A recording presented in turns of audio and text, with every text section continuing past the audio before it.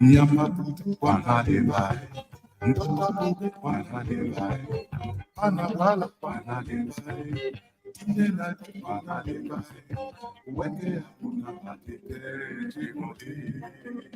Oh, Wenge Abuna Patite Jimodi. Oh,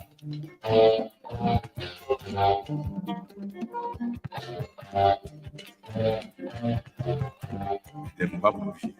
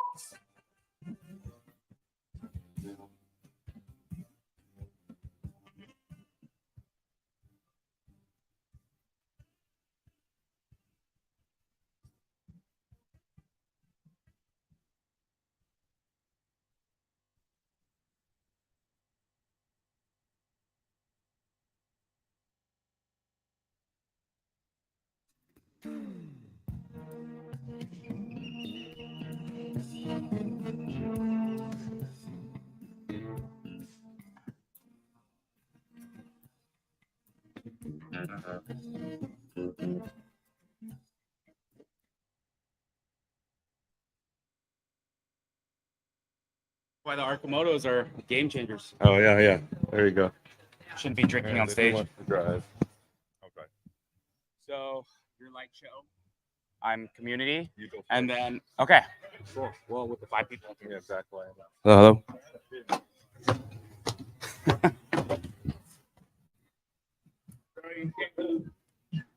Thank you. Oh. What is up? Thank you for the 10 people out here. We appreciate it. No, but yeah, thank you guys. But yeah, so this is the Tesla Takeover Day 2. So it's insane. Sorry, I'm jazzed right now.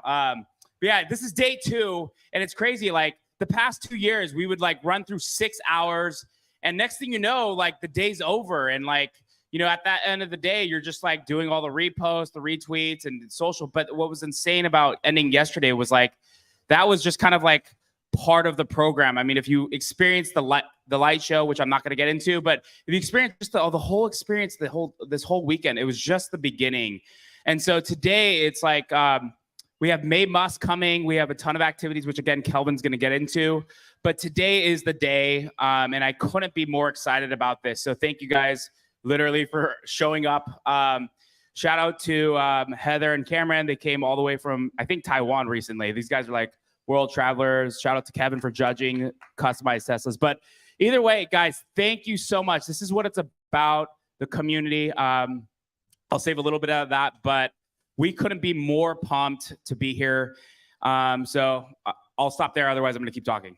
Yeah, I just want to echo what talking. John said. Basically, this is the first time we've done a 2-day event, and it occurred to us last year, all the hard work, all the hard planning that goes into putting on Tesla Takeover, the day goes by so fast, and we realized even though the aisles were full in the exhibitor expo, that we didn't really want people might have missed out on that opportunity because you had to compete with the main stage content session, which was first rate last year, versus the 60 so odd exhibitors last year. So we said, you know what? People all over the world are traveling to Tesla Takeover, and one day really isn't enough time to do both, right? Check out all the cars, talk to the exhibitors. We had requests for installation services, mobile detailing. It's like one day just isn't enough time. So John and I really realized we needed to make this a 2-day event because like we talked about yesterday, we have literally people all over the world flying to San Luis Obispo to be here. Bulgaria, Australia, Singapore, Malaysia, all of Europe. The Tesla Owners of Austria Club came out. A guy, Simon from TeslaLightShow.io from the UK. But literally people from all over the world are coming to these events. I met someone today who flew out just for today's event from Florida. So we had 2 people drive, like Raphael up here. He's on the phone, so I'm putting him on the spot. But yeah, we have Raphael, Bearded Tesla. Everyone they came from Florida and drove all the way out here. A guy named Chris. Raphael's finally off his phone, so give a wave. But he's been camping in his Tesla almost 2 weeks. So, but yeah, no, he just sick Model Y over there, just decked out. But yeah, just, this is what it's about. And this is, I think, kind of getting into Kelvin's question of like, what's been my favorite thing about the Tesla Takeover? He's going to get into my, where I would say probably my number 2 thing. And again, I'm not going to spoil that for him.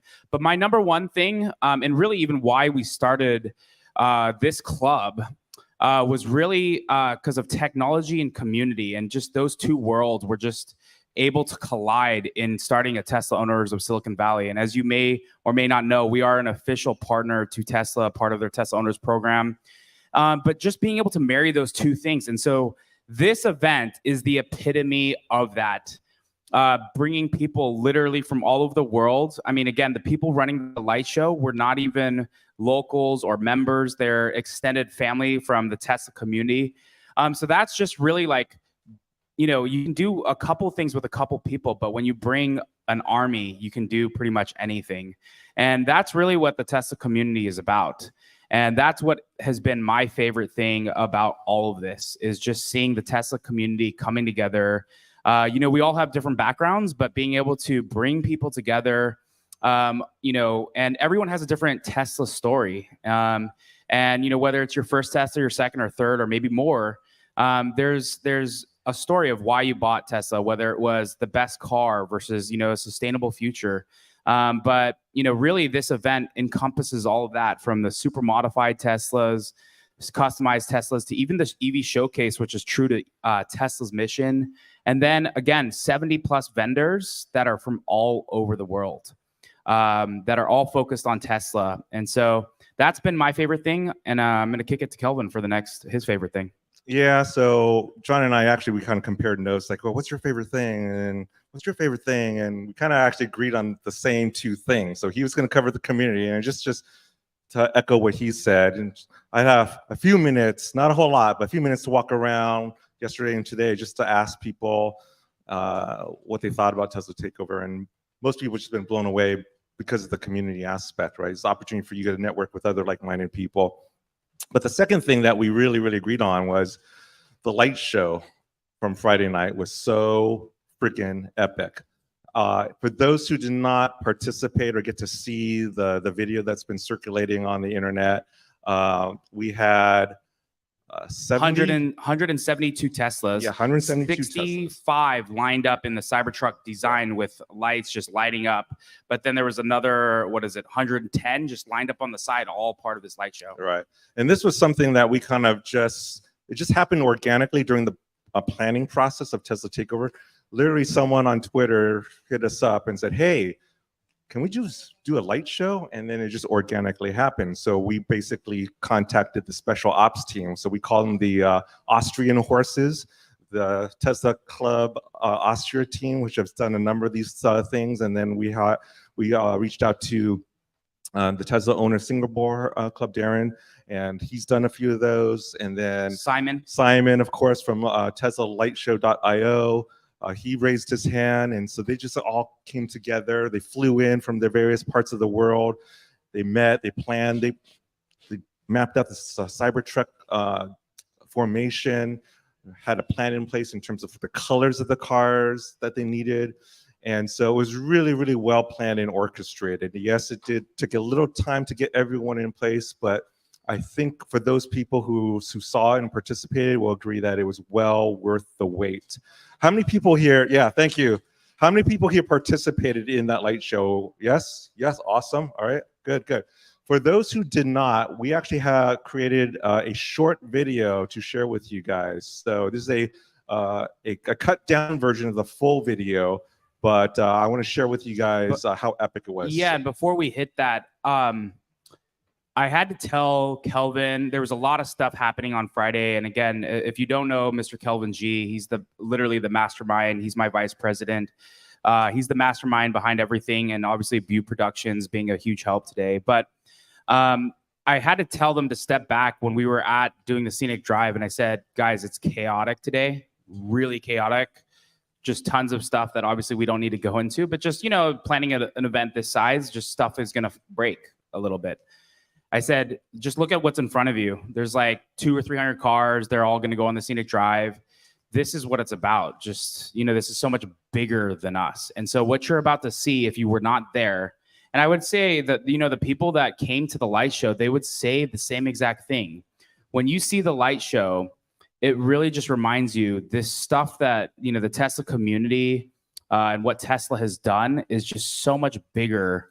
And we are so blessed to be a part of it. So we're going to run the light show if you were not able to see it. But again, once you see the scale, 172 Teslas just all coming together. And again, it was funny. Last thing, I know I'm like long-winded here today. So the Austrian Club, they're literally like, imagine handing someone your Model X Plaid and you just trust them, you hand them the key. That's literally what I did with this light show. The Austrians, they speak German as their first language. They don't have, English is their second language. So imagine they're trying to tell a bunch of Americans that speak English first. They're trying to explain things and tell them to go in certain directions and line up. So again, a lot of coordination went into this. But I just want to, say just, again, this is just so much bigger than us. I'll stop talking. Let's run it. Yeah, let's play the video.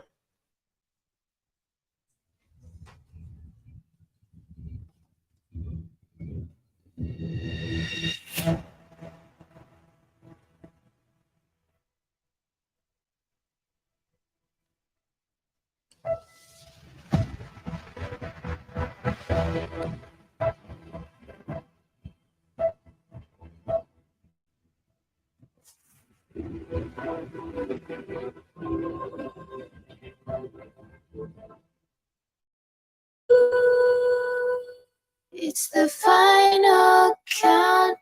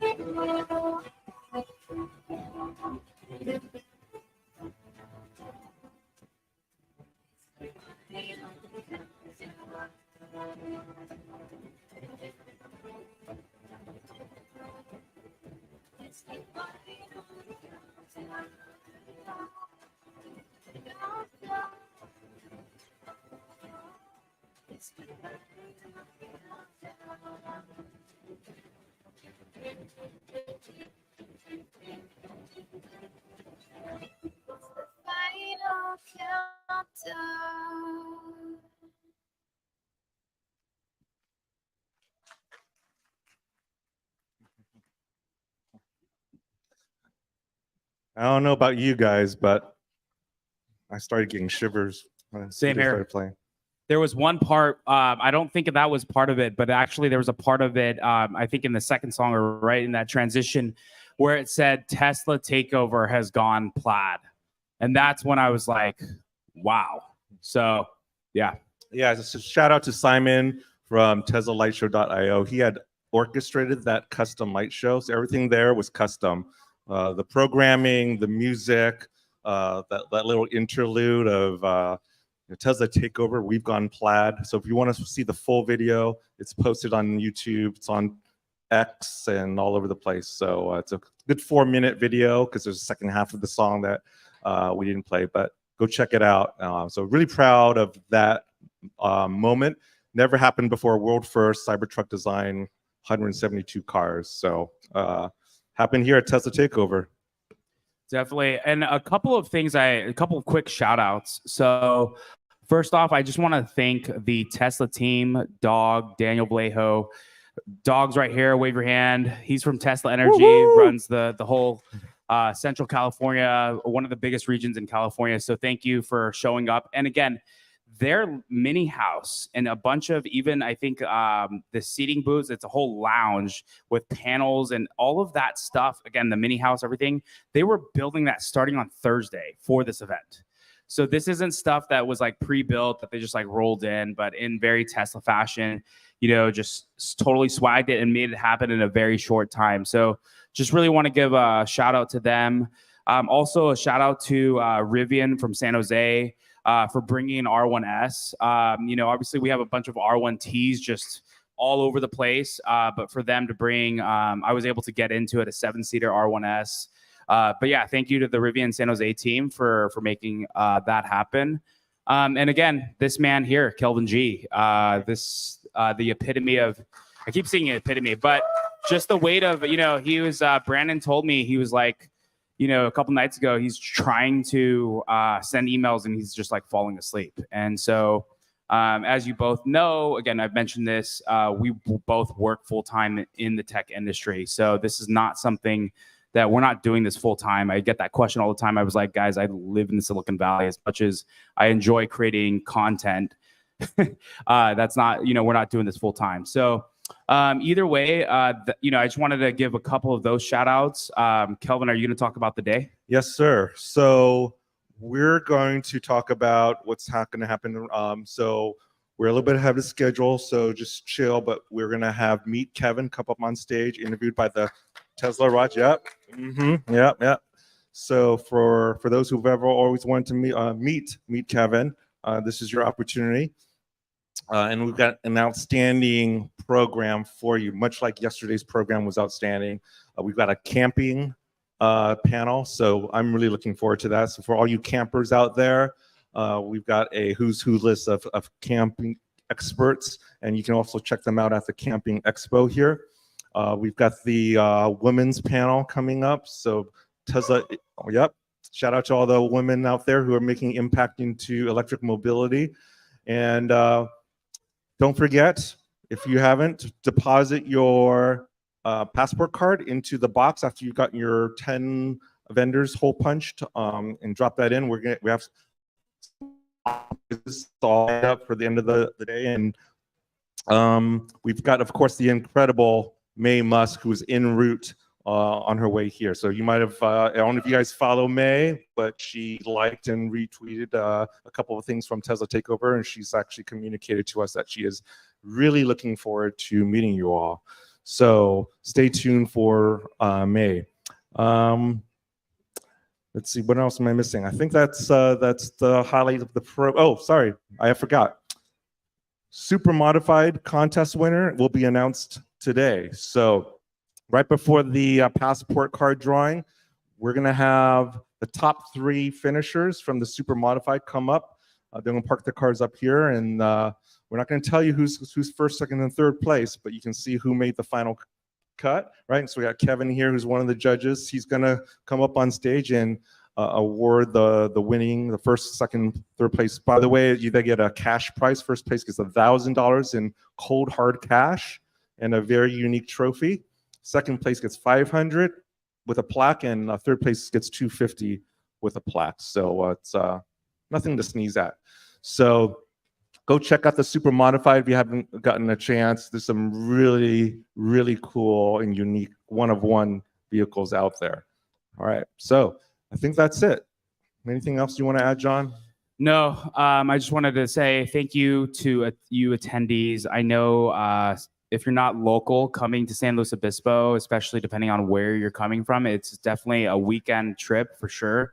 And really, you buying admission here is really, makes this event happen. So we appreciate, just even your ticket. Part of it does go to a nonprofit, 17 Strong, which grants victory trips for those between 18 and 40, specifically who are struggling with cancer and who want to do one last trip. So you buying tickets and being here today is what makes this event happen. So thank you for wherever you're coming from.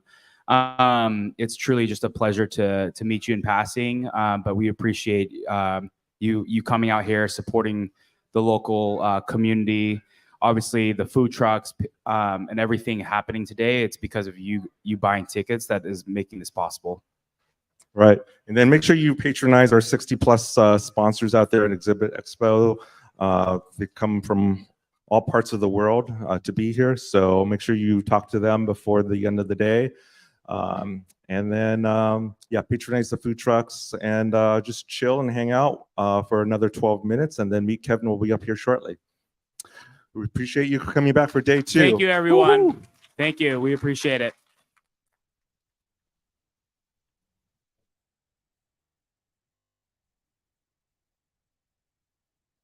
This year's Passport Card is sponsored by Blink, and we're proud to share that this year we have well over $20,000 in raffle items that have been donated by our generous partners and sponsors.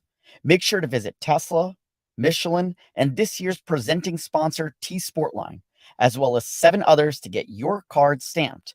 Then, bring it over to the raffle entry area and submit your card.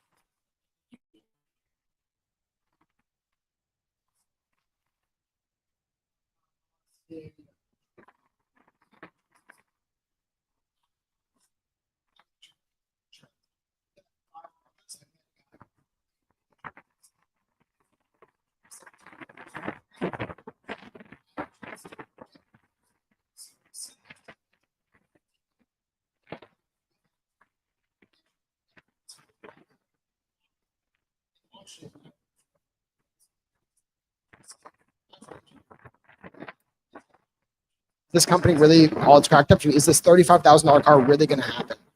And yeah, so I bought dual motor long range. And a week later, with the help of Unplugged Performance, I actually set a cannonball record driving it coast to coast faster than anyone had driven an EV from LA to New York before. Incredible. It's funny because now hearing this, like all three of us bought Model 3s, and we'll get into this later, how that Model 3 is the gateway drug to further Teslas. There's some interesting stories behind that. So Ryan, you know, so you left Tesla, what made you start your channel, The Kilowatts? Yeah, I mean, simply put, when I did that cross country thing, I guess I should say, the reason why I had those 5 media projects, I studied journalism and advertising at the University of Oregon. And so I've always felt that the story of EVs could use some better storytelling. You know, Tesla's a great company, but they don't tell their story, at least until about recently, all that well. I think someone said it yesterday on the influencer panel that actually, I think it was Kyle Connor, said it, like they've made a much better communication recently. That's the stuff I was always pushing for when I was there, of like, hey, we need to tell the product story. What does this actually enable? What does dog mode really mean? What's the engineering behind a product like that? And so basically, yeah, while I was there, I was on the recruiting operations team, marketing for jobs. I was trying to convince people to work there. And I occasionally got to do like actually marketing projects, the Laguna Seca lap or the Model X Falcon Wing door video. But yeah, I wanted to tell stories about EVs. So that's why I did the Cannonball Run. Had that on a separate quiet account called @MyModel3. So then when I left Tesla, I just switched that name and became The Kilowatt. So it's always been my passion to want to tell the story of EVs. And so, yeah, just basically when the pandemic hit and I was still working in recruiting, I was like, maybe wrong, but I thought we're not going to be recruiting all that much during a pandemic. Now is probably the time that I set sail and actually commit to this vision I had to better educate people, better excite people about EVs with the Kilowatts. That's awesome. Yeah, so it's cool to see how like you guys have very similar paths on, you know, you got your vehicles. It was kind of the start of the gateway drug, and then leveraging your passions to continue to use your passions with your vehicle, with what you believed in, green energy, Tesla vehicles, and just photo, video, you know, telling a story and so forth to kind of propel forward. I want to dive into what came after that, because both of you guys took a change after that and took it a step further. This is the continuation of the Tesla drug, right? Once you get into it, you really get into it. So Arash, let's start with you. You know, you got your Model 3, you're enjoying it. At what point, and what was that moment that went like, hey, I want to make a product? Because you were working. Right. Yeah, I had a full-time job. It was really it was actually 2 weeks after ownership where I was just really loving the car. And I was trying to see like, what are some things that are missing? What are some new opportunities? You know, what is significantly different about this car than any other car at that time? And really the HVAC system was like a brand new thing. You know, having a linear ventless HVAC was like huge. And the interior of the Model 3 was significantly different than any other interior. It was super minimal. And so, you know, I vibed with the aesthetics on a deep level. You know, I love minimalist design. And so, you know, I wanted to create a solution that would enhance the ride without being an obstruction, without being visible, to be super subtle. And, you know, I have a super smell, so typical air fresheners were too strong for me. You know, chemically infused products would give me an instant headache. So, and at the time, I have this dog who would roll around in sulfuric mud, and my car would always smell like rotten eggs. And so she was really the catalyst for creating an air freshener for myself. And then, you know, other people were interested in it. I posted it on Facebook. I think that's how we met. And everyone was like, oh yeah, like I want to try. Like I was like, who else wants to try this? And there's a lot of demand. And so I was like, oh, okay, cool. So like I formed a company and everything kind of came together pretty organically. It's called Scent Wedge. And that's because it's a scent that you wedge into the linear vent.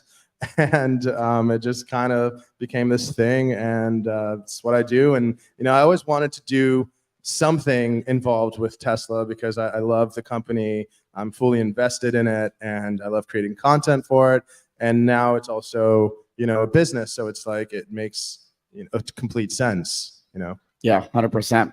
All right, Ryan, now getting over to you, right? You're creating content for Kilowatts, really, really great content, teaching people, taking people through journeys, like actually showing them things that are there. And I believe, and maybe correct me if I'm wrong here, but at some point, and maybe you started this before, at some point you pivoted to also at the same time starting a business of your own. Tell us that, like, what made you think of that and go on that path as well? Yeah. So as many people know, the Kilowatts, you know, they see the spy photos, they see some of my social media. The way I see my business, it's information and accessibility. So the information is building the hype, getting people excited, you know, kind of being a part of car culture, whether that be with Unplugged Performance at Pikes Peak or again, spy photos of the new Highland Model 3. Do what I can to get people excited about EVs. And then the accessibility side is a little bit more businessy, but that's where I took that original Model 3 as well as a couple more Model 3s. And I could get into the story, but you guys can ask me about that later. But basically, when the pandemic hit, I sold my original Model 3, bought 2 Model Ys.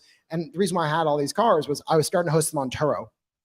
So I now manage a fleet of 13 vehicles. If I happen to look at my phone now, it's because one of them is being picked up at SFO right now. But yeah, basically I share EVs with people. It's important to get butts in seats, and you can do that so many ways. I can get people excited from a distance with like posts on social media, but at the end of the day, I think for a lot of people, you got to try it before you buy it. And so Absolutely. Providing that opportunity is really key. And then I'll briefly plug, I'm now taking a step further to launch Dispatch EV, probably launching later this year. We're not quite there yet where we'll be able to say confidently that's what we're doing, but taking that Turo model to the next level, focusing on EVs, is coming soon. So when you started the Turo journey, right, and you started it early on, did you find that a lot of people were getting Turos? I think it's probably different now. People are probably renting on Turo because they're used to the car. But if you rewind back to when you started, there was probably a lot of people getting it because they just wanted to experience the car, which was not easy. And like you said, butts and seats. So what was that like? Did you have to like sit and kind of go through? It's probably less now, but back then, really showing them how to use the vehicle, and you're kind of essentially selling it to them.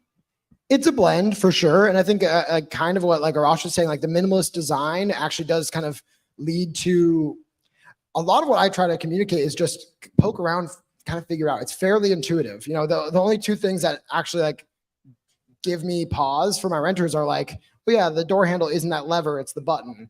Or like, yeah, where's the charge port? How do I open that? But my goal has been, again, with my communications background, streamline it, simplify it, and basically just encourage people to try it out. You know, Right. Set up your driver profile, then mess with basically any settings, and you'll be good to go. So that's been the approach of just, hey, I don't want to pressure you, I don't want to force you, like do this quickly while I'm standing over your shoulder. Do it at your own pace. Drive safe. Have fun. Right. And then just a correction. So you said you had how many cars on Turo? I manage 12 Teslas and 1 Rivian right And now. what's the anticipated number? Because this is something that's been teased about, and I mean, share. Yeah, sure. So at least for what it's worth, I've got 53 Cybertruck reservations, and the idea being that is going to be 53. the best car sharing vehicle. Model Y right now, if anyone in the audience is like, hey, I'm considering maybe doing this, obviously feel free to DM me. But yeah, the Cybertruck being unpainted, being stainless steel, being electric, low maintenance costs, it's going to be, I think, the best vehicle potentially ever to share and get people even more excited about EVs. Absolutely. Okay, I want to go into next is like, what have you learned in your journey, right? So Arash, right now you've got, you've got your handle, you've got your channel, you're growing, you've got your product now, Scent Wedge, people are buying it up. I think before we hit a pivotal point, what are you learning during this journey, or what have you learned in this journey that, that you didn't know before? Yeah, I mean, I'm really learning a lot about how awesome this community is and how similar we all are. A lot of the people I meet, a lot of the customers, we end up talking a lot. We become lifelong friends. I met you guys through the community.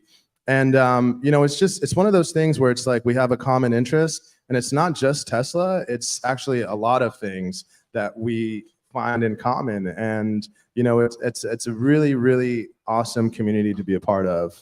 And, you know, I love it. Like I enjoy talking to everyone because we have, you know, a lot of things in common. I just want to piggyback on that. When I left Tesla, this guy just embraced me with open arms. Same with this guy. The whole community, I mean, separate from being an employee at Tesla and all that, when I left and I was no longer that employee, the community really embraced me. Eli Burton, like some of the people are talking next, like it really has been cool, not just to like feel like, yeah, I can like express thoughts in this space, but that like, yeah, it's a very warm community that if you've got questions, we can all turn to each other. We, you know, even here we can turn to each other. It's pretty cool. Yeah, I mean, look at this event. Like everyone from Florida to, I don't know the furthest distance that people have traveled for this, but this is like a Tesla pilgrimage in a way. And, you know, everyone's out here, everyone's communicating, everyone's chatting, and this community is just, it's amazing. And it's made with all of you and like us. And so it's like, it's pretty epic. You don't see this with any other company. So that makes us stay. That makes it easy to like want to do more. Yeah. And side note to Ryan's story is I didn't even know that I had met Ryan, and Ryan had to remind me that at the Cybertruck launch event, he was working at Tesla. Yes. And was like, "Oh, hey, Raj, like, oh, Yeah. nice to meet you. I seen your channel." Yeah, And- he says the same thing. and I because didn't even know I had met him until later when I knew him as Ryan Kilowatts. He was like, "You remember I met you?" And I was like, "Oh, I don't remember." Yeah, But yeah. And now I've been at both of these guys' birthday parties. Yeah. Yes, yes. Engagement party too. I mean, it's like, you know, Ryan, he always tells me that he moved the rope area The stanchion. I was in charge of stanchions for the at Cybertruck you so all that I could remember, you get saw down me and take there. a photo of the Cybertruck. So all about that picture. Yeah. Do it for the picture. so it's cool. So Ryan, similar question on your end, right? You're through your journey. So, you know, up to this point now, you've got all these cars on Turo. What have you learned in your Turo journey? And I know one sticks out in my head that you recently posted. Yeah, I'll let But you start.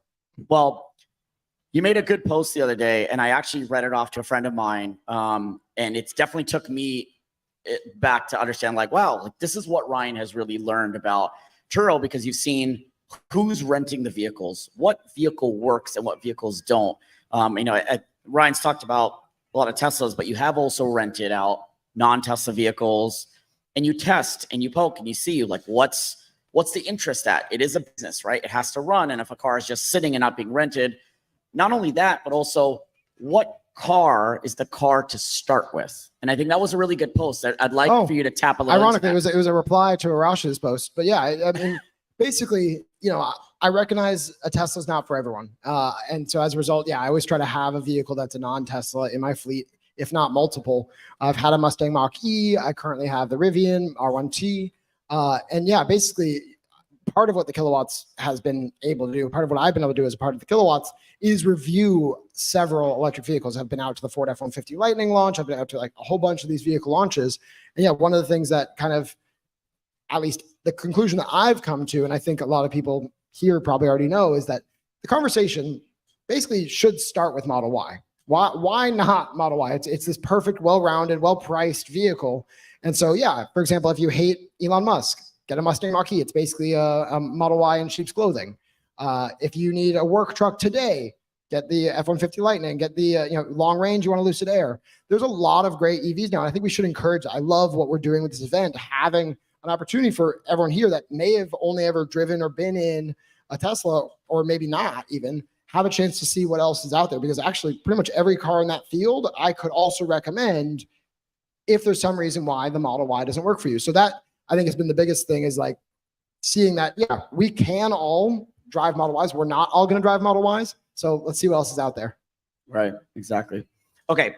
I got two more sections. I want to talk about next in our journey here is what was the pivotal point? So Arash, we'll start with you, right? In your journey with ScentWedge, right? Everything is going great. You're having a great experience. You're meeting the community.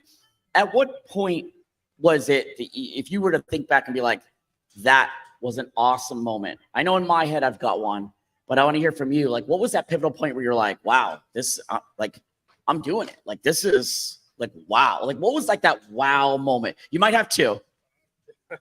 I have a few, but I think one that sticks out immediately was the first time May Musk liked one of my photos on Instagram. It was, one of the first times I, really started posting the car, and she liked it. And I just still remember, like, my heart dropped, and I was like, oh my God, this is amazing. And then, like, a few days later, Tesla reached out and asked if they can feature that photo. And I was like, of course. And yeah, they started featuring it on Instagram, on Twitter. And I was just blown away, because it was just like, it was cool to see that, something that I, like, love so much is also appreciated by a company that I love so much. And, that was just fuel to the fire for me to keep producing content and, keep And sharing. you've had a couple times of Tesla using your photos and videos featured from the official Tesla account. Yeah, which is awesome. That's And cool. and I always keep it separate. Like, it's always under Minimal Duck. I don't try and promote the business through that at all. It's my personal art, and Tesla can use it whenever they want for any purpose. And and then on the business side, I also give away those same images as wallpapers for your phones for free. And it's always awesome when, like, people, like, are excited about it and they love it and they reach out and they're like, dude, I love your wallpaper.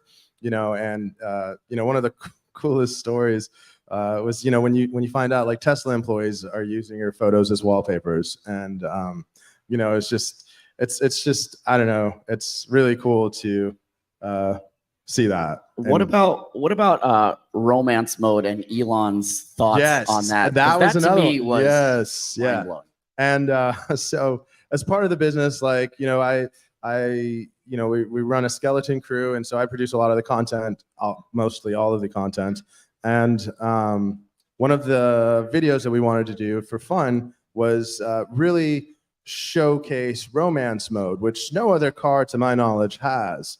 And one thing that's really sweet about romance mode is it turns on the fireplace inside the car, it turns on the heat, it plays some Marvin Gaye, and you can get frisky in the car wherever you are. And so the video was essentially this couple who are my friends, who are now married and have a baby. They were in a place with a nice view, and she wanted to get frisky. And before she's able to get frisky, my friend stops her and is like, hold on. And everyone's like, what the hell's going on? And he pulls out a scent wedge and puts it into the vent. And then they, it cuts and they continue. And, that was one of the best, most fun experiences I had ever, like, creating a video. And then, like, weeks later, like, Elon replies to some other tweet that I wasn't even involved in or anything. And he's referencing this romance mode video with, like, a crying, laughing emoji. And I just thought that was awesome. And I think what was very unique, and maybe not everyone would think into this, is that was not a post by you. That was not. It was not a post by anyone, but that meant that Elon went to YouTube, copied the link, and pasted it in a tweet. Yeah. It meant he really, like, had some thoughts on your video. And I thought Yeah. that was, like, really good call out. Yeah, it was sweet. I mean, I wasn't even tagged in the video or anything. Like, other Yeah. people sent it to me. They're like, yo, look, like, it's funny. And then my friends who were in that video, like, they printed out that tweet and framed it, and they're so happy about it. So it was great. That's awesome. So like I was claiming, I am having one of my renters get into the car now, but I'm still with us. Okay. That's why I'm looking at my phone. Apologies. So I was gonna ask you the same question, but Yeah. what was the pivotal point for you at the kilowatts? And you're going through your churro. Was there a point where you were like, all right, this is something, like, Yeah, there were kind of two moments. I'm gonna shoot this guy this, and yeah, it turns Sorry. out he cracked the key card. That's why that's happening. So that happens very rarely. I've had that happen about 3 times because of the heat. But yes, the moments. So I think the biggest moments, one, being here with you guys and actually having a chance to be here on stage, share my experiences. And the only other biggest moment was I had a chance when John from Tesla Owners Club Silicon Valley was going out to film his interview with Elon. It was 6 months earlier. Elon said, yeah, I'd be willing to do an interview, a discussion about the early days of Tesla. 6 months went by, nothing happened. And then John asked again on Twitter, hey, can we do this interview with you? And Elon said, yeah, how about tomorrow? How about Austin, Texas? And yeah, so Eli Burton, who's coming on stage after us, and Calvin Gee, John, and I were all in this room in Austin, Texas with Elon Musk just 18 hours after we first heard that we were going to be there. And yeah, we were making bets. How long is this interview going to be? And by the way, this interview is on Silicon Valley Owners Club. If you haven't seen it, it's a great kind of like moment hearing about where Elon's head is at broadly. But yeah, we were making bets, 30 minutes, 45 minutes, an hour. I've still got the note on my phone. And then we spent 3 hours and 50 minutes in a room with him. And again, I was just meant to be the videographer. I was behind the camera. I was like, cool, I'll get to shake his hand, whatever else. When I was an employee, never got to do that. And yeah, 2 hours in, my cameras were dying. I just switched it to 1080, punched it to wide, started asking some questions of my own, and got to ask him some like pretty foundational, like, what is the meaning of life kind of questions.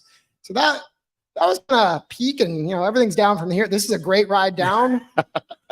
No, I mean, like, you probably never thought you would ever sit in a room with Elon Musk, and getting that call, I would consider it was like, that's exactly what I had in my head, is like, that's a moment where you sit there and go like, wow, like what have I done here? Like, this is amazing. Like, I can't believe where I am. Yeah. I mean, obviously, like, it's not about wealth, but Elon is going to be the wealthiest man of our generation. He's one of the best inventors, change makers of our generation, maybe in history. And so to be able to be in a room with him for not just a little bit of time, you know, it wasn't like I won like a raffle. I put in some work to get there, and I had some great friends that invited me to be there. And then to be able to ask him, you know, literally, what is the meaning of life for you? And have him basically say, Hitchhiker's Guide to the Galaxy gave me purpose, and I do this all. Like, I've always had these beliefs about him, especially since I started learning about Tesla in 2010, 2011, 2012. It's like that was my foundational years, 2010 to 2012. And so to have him say, yeah, I kind of see what you see, believe what you believe, was a moment. Right. Okay, so to wrap up, question for each of you. Arash, we'll start with you, is what's next, right? What's the next thing for, you know, for Minimal Duck, for ScentWedge? You know, is it, you know, we've seen now the journey of the Gateway Drug and how you guys have grown and evolved your careers and what you guys are doing. What's next? Yeah, I mean, I'd love to do a road trip through Japan with a Model Y or a Model 3. Maybe when the Cybertruck comes out, go back to Iceland. That's for Minimal Duck stuff. If you guys have not seen, he did a road trip through Iceland, took amazing photos. It's awesome. He had a car over there, so it's kind of cool because it looked like he physically took his car over there. So that was cool. Actually, Tesla gave me a Model Y in Iceland. I know, I was hiding that. And and I didn't take my own car, but it was awesome. It was very, very fun. Exploring the Icelandic landscape in a panoramic Model Y is just next level. Yeah, absolutely. Ryan, same question for you. I think you touched on it earlier. Yeah, mine's a little bit more of a business plug, but again, Turo is a great platform for car sharing. It universally solves a lot of what people are looking for, but as anyone who's driven an EV knows, there's just that little bit of extra communication, a little bit extra hand holding. I've said it before, but like, for example, Turo says, hey, return the car with 90% of a charge. And for anyone that, you know, lives in a home more than 10 miles from a supercharger, that might not be the easiest thing. And even then, we know that it charges slower in those last 10% than it did the previous 20. So simply put, we're going to build a platform that more intentionally addresses the issues, the experience, and makes it a great experience for car sharing of EVs, both for the hosts and for the guests. So that's what we're building right now. Dispatch EV, I've got a separate Twitter account for that. If you want to start following that, sign up on dispatchev.com to be one of the first hosts and or guests on that platform. So that way, when you travel, if you know, the idea is if you leave SFO, you can leave your car there, maybe not even have to pay for parking if someone else books your car while you're out. When you land in SeaTac Airport, there's a car waiting for you, and it feels like your car. You know, cloud profiles are all copied over. It feels so seamless, and I think we can really reduce the amount of cars in parking lots with something like that until we get true full self-driving, when we just call our cars almost like an Uber. But yeah, Dispatch EV. Absolutely. Just taking what you've had experience with and evolving it. That's awesome. Guys, appreciate all the time here. Arash, thank you for everything you're doing. Ryan, likewise. Guys, let's hear it for our presenters. Thank you, everyone. Yeah, thank you guys for staying here. I know this was, not planned, but thank you for staying and listening. If you want to And- meet Arash and Ryan will be at the influencer tent for a little bit, and then Scent Wedge just a Yeah, little we bit have a further booth down. here, so come experience our scents. They're all natural. They're made out of wood, and they're for Model 3 and Model Y specifically. And check out our website. There we go. Cool. Thanks so much. Thanks. Thank you, everyone. Thank you.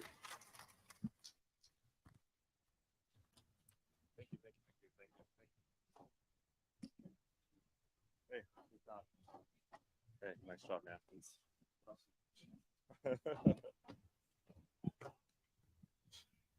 All right, that was pretty awesome, guys, for something that was just thrown together the last second, right? All right, no curveball this one. This one is something that we've been planning for quite a while. I mentioned how we always do a post-event survey. By the way, heads up for an email after the event is over.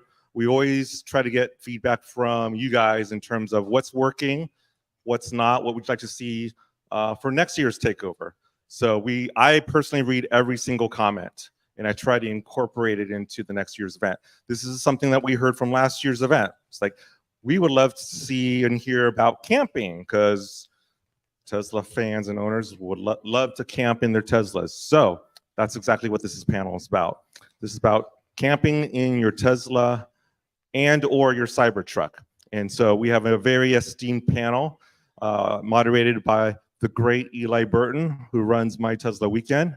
And joined by Eli is a who's who list of really exceptional camping experts. We've got Lee Wilkerson from Space Campers. We've got Kay Lou from Polydrops, returning from last year's event, and then Ben Parker from Lightship, and then Lance King from Cyberlander. So give it up for the camping panel. Hey, good seeing you, man.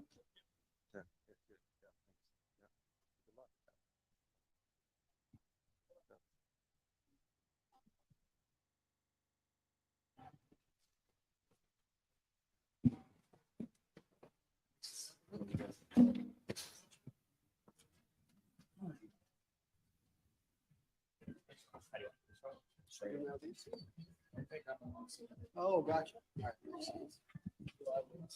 Where do you want us?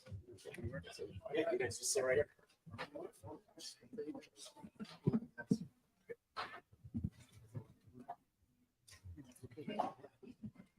That's all good? Yeah, I'll sit. All right, is this thing on? Cool. So hi guys, I am Eli from the Tesla Owners Club, My Tesla Adventure, and I'm excited to be moderating this panel for you today that is all about camping in your Tesla and camping in your Cybertruck. Before I give the mic over to these guys, do their introductions, the Tesla camping space has come a long way the last 8 years. I remember 6 years ago starting off camping in my Model S, and all that existed was like Dreamcase and one other brand for beds that go into the back of your Tesla. And now it's expanded all the way into towables, to pop-up tents coming for the Cybertruck, and some really cool campers that these guys are going to tell you about today. So without further ado, let me give it off to my right here and give us your introduction. Hey everybody, I'm Lee Wilkerson. I'm the lead engineer at Space Campers. We are designing a wedge style camper for the Cybertruck that just drops on, it's plug and play, and the basics of anything you want to take when you're camping. It's a pretty traditional style camper for traditional trucks. So we just took those basics and applied it to Cybertruck. Hi, I'm Lance King from Cyberlander. We like to say we've got the first RV that's fun to drive, thanks to Tesla building the Cybertruck, that lets you take a kitchen, living room, bedroom, bathroom, and office anywhere and everywhere you go. Still fits in one parking place, and you can park it in your garage.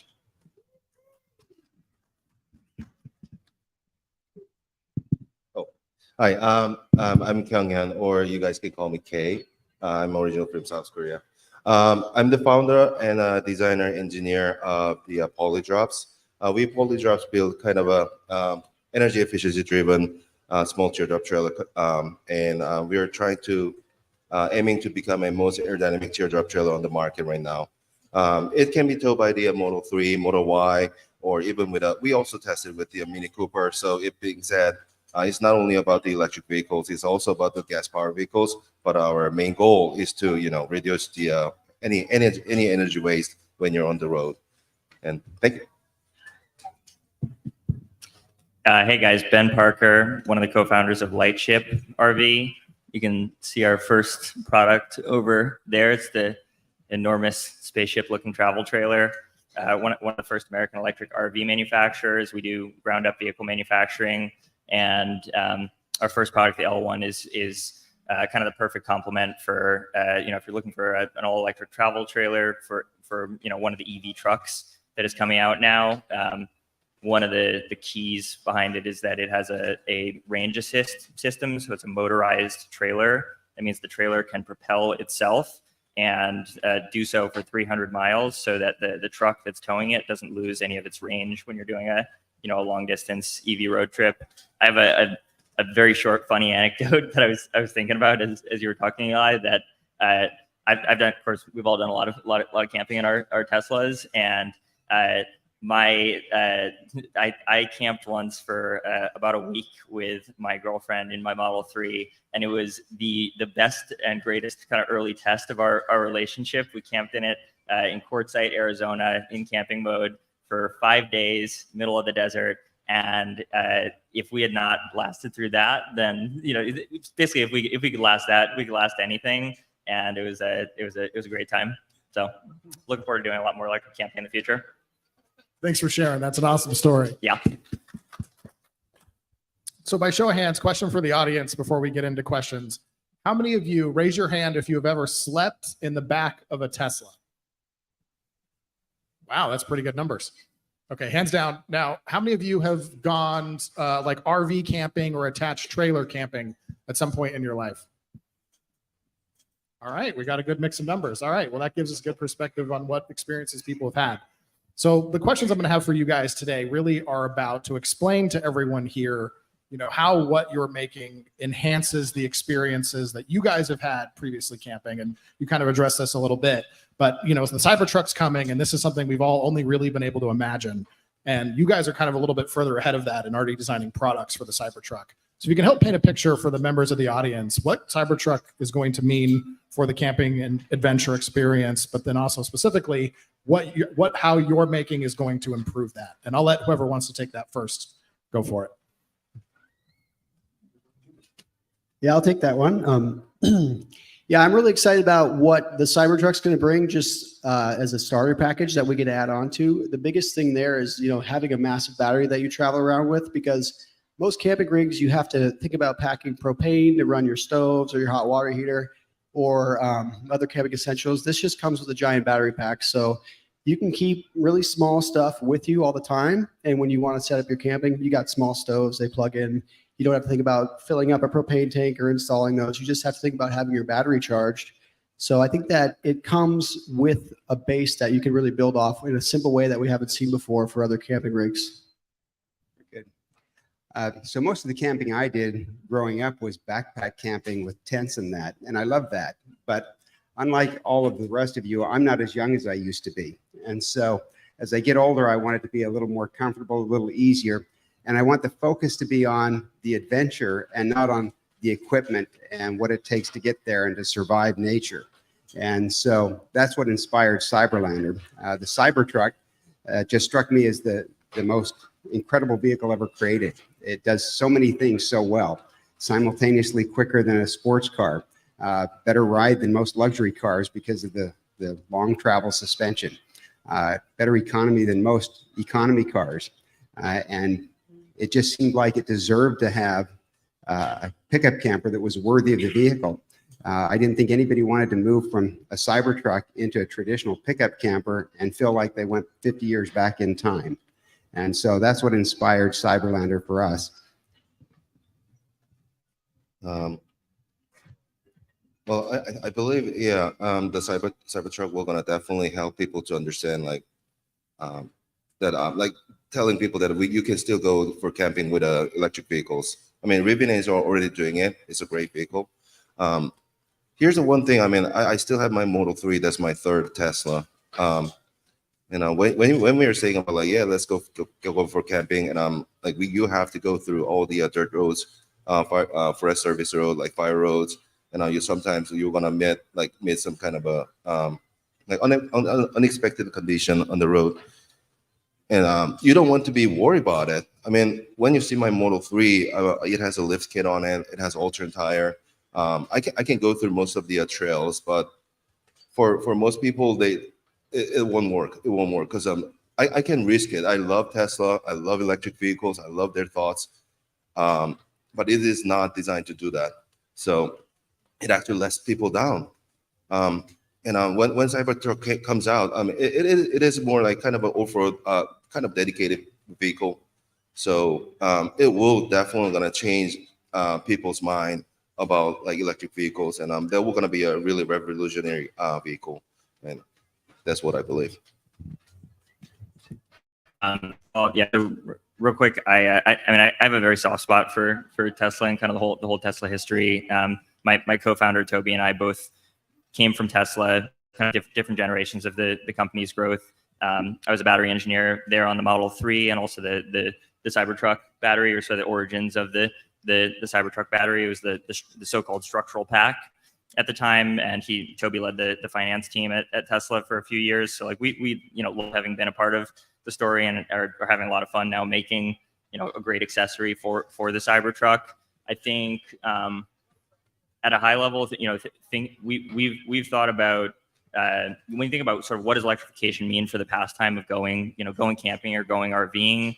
I think there are new constraints and new opportunities from electrification. Some of the constraints are things like range. For instance, we know that battery energy density is still not as good as we would want it to be, as good as it will be in a decade. And so we need to design very efficient products that, for this use case, allow for a long distance electric road tripping experience. And that was a lot of the inspiration behind making a very efficient and self-propelling trailer. I think on the opportunities side, I have yet to meet anyone who loves gas generators and their propane cans and things like that. Like they're just kind of stinky and noisy, and fossil fuels create hindrances to the camping experience. And as a funny aside, Lightship actually began as a side project that I had to try to electrify all the food trucks in the Bay Area, because I was so fed up with the generators that they all run to do their cooking and run the operation. So I kind of have a vendetta against gas generators that I'm pushing.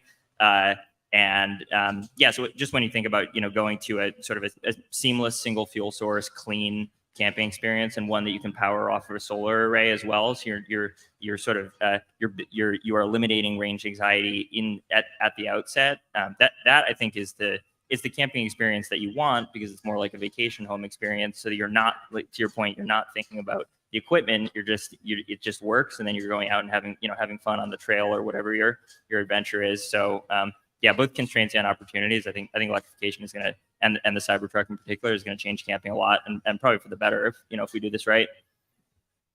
Thank you, Ben. He just kind of highlighted on something where we're going to head next in this discussion, which is, as consumers make decisions on what choices they want to adopt for going out adventuring with their Teslas, it's going to be a trade-off between the impact on range and experience, right? So you can go all the way from a simple mattress in the back of the bed all the way up to a towable. And in between those, you're going to make trade-offs on your choices. And I think that's unique to electric vehicles, is even though that was always the case for gas cars, for some reason, people just didn't think about range the same way. But now that we're dealing with electric, that is a consideration that people make. So can you guys talk about what you make, how that impacts range, and how you think the cost benefit still works out to a net, positive experience for the customer? Yeah, sure. I can start there. It's something we've definitely had to consider in a way that people haven't had that before with off-road vehicles, even though it's always been there. People just haven't been considering it. So the cool thing about Cybertruck and it being one body, for us and our product, we're able to invest in high-end composite tooling, so we can actually make a camper that fits the truck, which makes it far more aerodynamic. We do add a little bit of drag for sure, but what we've been able to do is go with really high-end composites to keep it very lightweight. So we're going to be sub 500 pounds. So that's really not going to be the issue for us. It'll be If you're driving a lot at high speeds, 70 miles per hour, if you're using this as like a commuter vehicle, you may want to remove the camper for periods when you're not using it. You'll lose about 10% range, which, I mean, if you're charging every night, that's not too significant anyways. If you're doing a little bit more, slow driving, casual driving, you lose about 6 to 7% range because we're not really experiencing the loss of the aerodynamics. It's more about weight at that point, and ours is fairly lightweight. So, yeah, and that's what we've really been focused on. It's been a huge challenge, which is why we've gone into the high-end composites and why our camper costs a little bit more than other campers you see for traditional trucks, because we've had to step it up and go super lightweight so people don't have that range anxiety. Thank you. Yeah, just like Lee said, the challenge is to reduce the range as much as possible, or actually reduce your range loss as much as possible. And, their trade-off was they're light, but they struggle a little bit more with the aerodynamics. Our goal has been to keep the aerodynamic loss to a bare minimum, but we do weigh quite a bit more than Space Camper does because we're trying to put in a lot more content to make it a little easier for everybody to get by, have the creature comforts of home. But our goal has always been to have a single digit, less than 10% hit to range from the combination of aerodynamics and weight. And, that's really not achievable typically with a trailer unless you power it. So when you're towing a trailer with an electric vehicle, I've done this for like around 3 years. And what you gotta figure out is that when you imagine about like towing a trailer with let's say gas powered vehicle, usually the weight is really important because when you're going up the hill, you're spending more energy to like climb up the hill. But when you're going down the hill, you're actually wasting that like energy through the your rear brake, the friction. That's what's happening. So the making a trailer lightweight as possible was the most important thing for the gas powered vehicles. But for the electric vehicles, things been a little changed because the thing is we can use the regenerative braking. We can make our vehicle to be really high efficient. So what we figured out is that we look into our trailer, our very first model from 2017. And we figured out that our trailer has some huge issue with the first was the rolling resistance, and second was the aerodynamics of the trailer. So from there, from 2019, we decided to adopt the CFD program which the NASA and Boeing also use. And we figured out that for a trailer, it's a really different story. Like when we think about like the aerodynamics, people says like, yeah, the teardrop shape is the best. Which is not wrong, but we also have to put one condition on the front. We're going to have a towing vehicle on the front. So we have to calculate from the vehicle first. We have to analyze how the airflow coming out from the vehicle as well. And we have to strategically how to slice the air or like, kind of how can I say, like deflect the air. And we have to think about that. And you can see our very newest model, the latest model P19. You're gonna find like few. Some people say it's like a kind of weird stuff on the trailer. Like for example, we have an air tunnel on the front. We got an inspiration from Ford GT40, and that is actually designed to deflect the air, which it's a high pressure air drag on the front of the trailer. We're trying to deflect that high pressure air underneath the trailer. It's not a sports car. We're not trying to go real fast. Our goal is to make the trailer really aerodynamic as possible. So yeah, so there are a lot of things that we can actually discover for aerodynamics of the trailer. I did search about a lot of research papers, but there's not much of research about the trailer's aerodynamics. And yeah, there's a lot of things to say about this, but what I can tell you is that I believe making a trailer aerodynamic as possible, or gonna make the EV to to have a most significant range. Because right now our trailer with the P19 behind, our Ioniq 5 actually can achieve EPA rating if you maintain 50 miles per hour. Because it only shows on our CFD program, it shows around 30% of the air drag increase. And if you just lower the speed a little bit, you can still go for like 250 miles. That's the EPA range of the Ioniq 5. Yeah, that's what we believe. Yeah, not to repeat anything you guys have said. I totally agree with what Kay is saying. I think range, and in particular towing range, is one of the hallmark problems of going electric camping. Especially, it's a little easier with a truck bed camper. It's especially challenging with a trailer in tow. To sort of start at the top, America has a love affair with the pickup truck. It's been the first, second, and third best-selling vehicles in America right now are all pickup trucks. And the pickup truck is going electric because we see it. There are a bunch of great electric trucks that are coming to the market now, and they're incredible vehicles, and they all have sort of the same Achilles heel, which is towing range. Y'all may know this if you've tried it yourselves, but you can easily see half to even 2/3 range loss. So a 300-mile truck can become a 100-mile truck if you're towing a tall trailer but behind it, because you're basically pulling a brick behind you. And so that's a key challenge to go solve to enable the electrification of the pickup truck and camping, especially RV camping along with it. And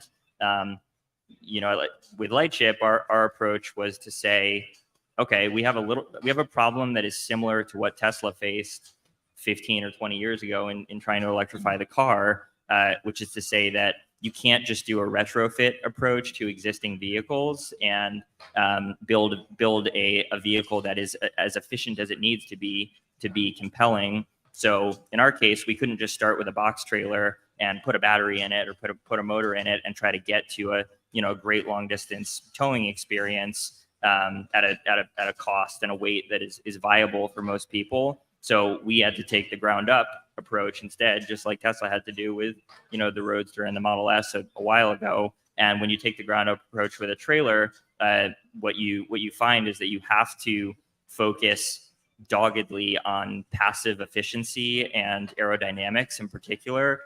Trailer is not passively efficient, then you're not going to be able to make a cost compelling long distance towing experience. And so our approach was to say, okay, let's make it as aerodynamic as possible. So it has to have a very aero shape. It has to have low frontal area so that it's sort of hiding behind the truck, or it's hiding in the slipstream of the truck as it goes down the road. And only once you have made the vehicle passively efficient and have rescued maybe half of the range loss, now you can put a relatively small battery and motor on board, and you can use that motor to propel the trailer so that the trailer helps the truck and the truck doesn't feel any load as it's going down the road and thus loses no range. So it's kind of the ground up and comprehensive approach to product development that can make for a great and cost effective long distance EV towing and camping experience, we think. I don't think there's another way to do it. Thank you, guys. Those were all great answers. What a unique thing we have in this space, by the way. Like Jared Long, these guys all talked about the efforts and thoughts and angles into efficiency versus you go buy a typical trailer right now from, just coming for the ICE car industry. And there is no effort put in like this into this type of engineering. So it's a pretty cool side effect of electrification to see the focus on efficiency becoming a thing, even downstream, just as a necessity. But I want to go a little bit different direction now. And so the Tesla Cybertruck's about to come out. It's going to take time to scale up. You guys obviously all have differing products that you're ready to start contributing to campers. How do you see the broader world changing in response over time to this large influx of electric vehicles looking to go out and have different camping experiences? Because right now we're in the early phase of this really scaling. Like, what do you guys see coming like the next few years down the road? Anybody can take that at once. Go ahead. So I think most people, obviously the Tesla crowd has long seen what's going on with the auto industry and that there's a huge disruption in progress. Most people haven't seen that quite yet, but they will in the next couple of years. And I think the RV industry will see every bit as big of a disruption, but it will follow a couple of years behind the electric auto industry disruption. So expect the leading players to change, lots of new products coming to market, and I think the innovation will serve everybody pretty well. Maybe just that I think, one thing that we've seen Tesla do really well is you make an amazing product that is better than incumbent products and also happens to be sustainable as sort of a bonus. And that is the engine for change, right? And so I think probably with all of us, our focus is on sustainability, but it's also on making a better product and something that's, you know, more compelling than what exists in the market today. And that ushers in, you know, new waves of electrification, especially as EVs go beyond an early adopter crowd and, you know, deeper and deeper into the mainstream. And I remember us talking a lot about at the outset, you know, is what we're making going to be as compelling for someone who is towing with a gas and a diesel vehicle? Turns out yes, because they, you know, they save a lot of fuel economy, and again, nobody likes their generator. But only in making it very compelling for the incumbent fleet, but also making something that is kind of a gateway to electrification. You know, so for instance, in our case, if you're towing with a gas or a diesel truck today, you might buy a Lightship first and have a lot of fun with that for a few years, but then you know that your RV is compatible with an electric truck when it comes time to replace your truck. And so when that moment is right for that person, then they are able to make the switch to electric with their truck if their trailer is already there. So I think it's you kind of have to play the two off of each other, and you have to make better products because hate to say it, but I don't think sustainability, and the numbers bear this out, sustainability alone does not sell to the mass market.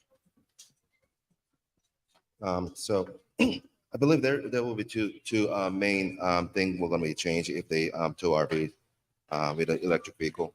This is actually already happening in Korea, because South Korea is a pretty small country, and there's tons of people actually they're towing a really huge trailer with their Kona EV. Kona EV is really cheap, and and they have ability to have like pulling out the power from their battery pack. I think it's called V2L. My Ioniq 5 also has it. So actually, people are really enjoying doing the RVing with the electric vehicle, and they're actually, it's a good moment to learn how the energy efficiency is working, because they have limited amount of the energy in their vehicle, and they will gonna see like huge range drop when they're towing a like traditional RV trailers, and that's how they like start like shifting their mindset about the energy efficiency. I mean, it's not visible from your eye. It's just a trailer. Like a lot of people say, like, oh, it's aerodynamic because it has like smooth ice, but it's not that easy. And right now, I mean, what I can see from like that Korean community, people are learning right now, and that's the biggest change I see. And actually, that happens to me also. I mean, until here's the one confession. I mean, until 2019, I wasn't the EV guy at all. I was Miata guy. I love the engine sound and everything. I was like that, but after I first drove a Tesla Model 3, my jaw dropped for like 30 minutes. I wasn't able to say anything.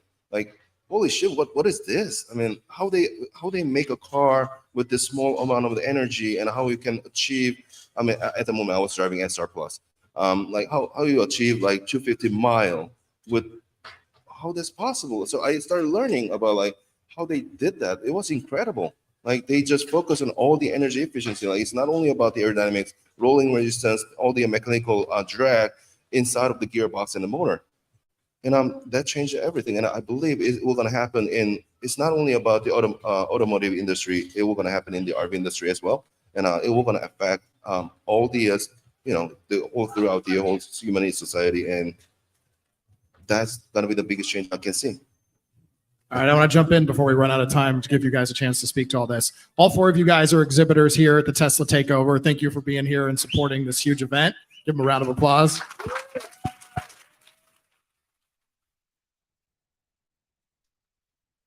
And real quick, you guys get about a minute each on this one. We're obviously waiting on the Cybertruck final specs for some aspects of all the different things we're trying to make. Let everybody know where you're at in your stage of development, production, design, and what they can expect to see from you right now when they come by and check out your booth. Yeah, sure. I'll start there. Yeah, we are all waiting for Cybertruck, and we're all excited for it. I've been getting that question a lot, like when we're going to be able to actually make a product, and that really is just like a deadline, or it's a starting time from when we see final dimensions from Cybertruck. So what I've been telling people is we just finished up our prototype about a week ago, and we're displaying it right over there behind Lightship. You can come check it out. Part of that was to work out all the kinks so that when we get the final dimensions, we can redesign. It'll take about a month for the redesign, and then it will take about 3 months, I believe, for our composite manufacturers to put the tooling together. And then we should be able to knock these things out pretty quick once that's done. So about 4 months once we get final dimensions.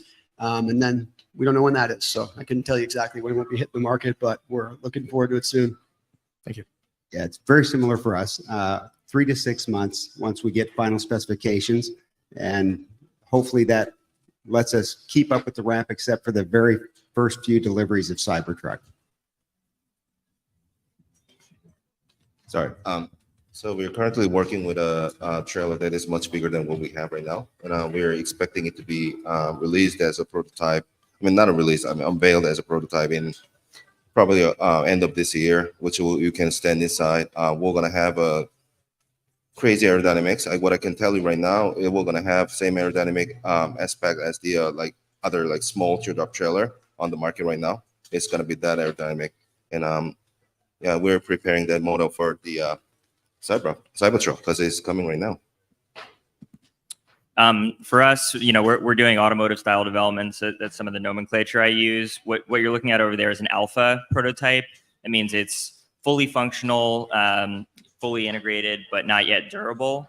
Before this, we built a series of engineering prototypes to sort of prove the core technology that went into the alpha.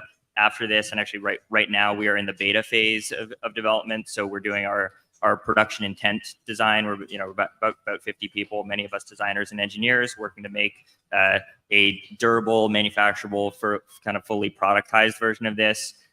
We're taking it to production, so for kind of first saleable units at the very end of next year. We'll be ramping production throughout 2025. We produce in Colorado, and we launched at South by Southwest with this prototype a few months ago. This is in Austin, Texas, and open up a reservation system at the same time. So people are going onto our website, and you put down a $500 deposit, and that gets you your slot in line for production for an L1. And the order books are filling fast. Well, thank you guys all for joining us for our talk on camping in your Cybertruck. Please give a round of applause for our panelists.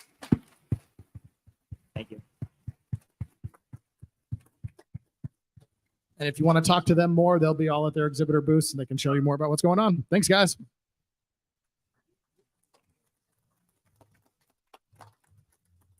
With over 50 super modified Teslas on location, we have some of the most unique and stunning creations right here for you to witness. Check out the Customized Tesla Showcase, sponsored by Teodol, and the Super Modified Tesla Contest, sponsored by Drive Protected.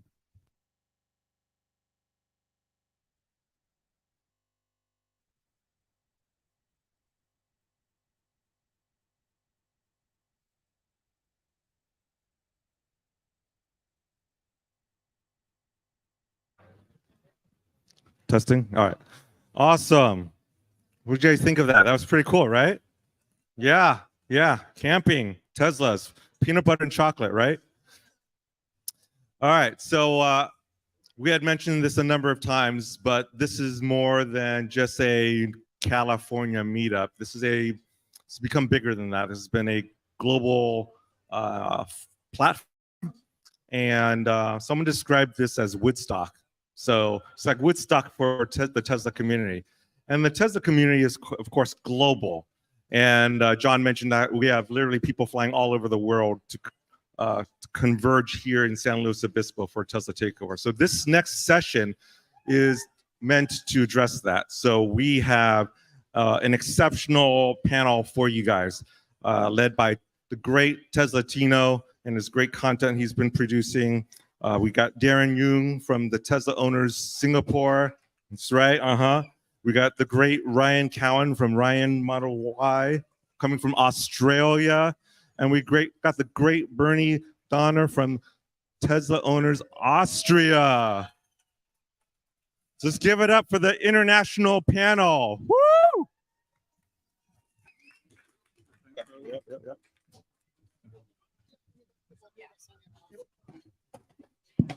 How's everybody doing?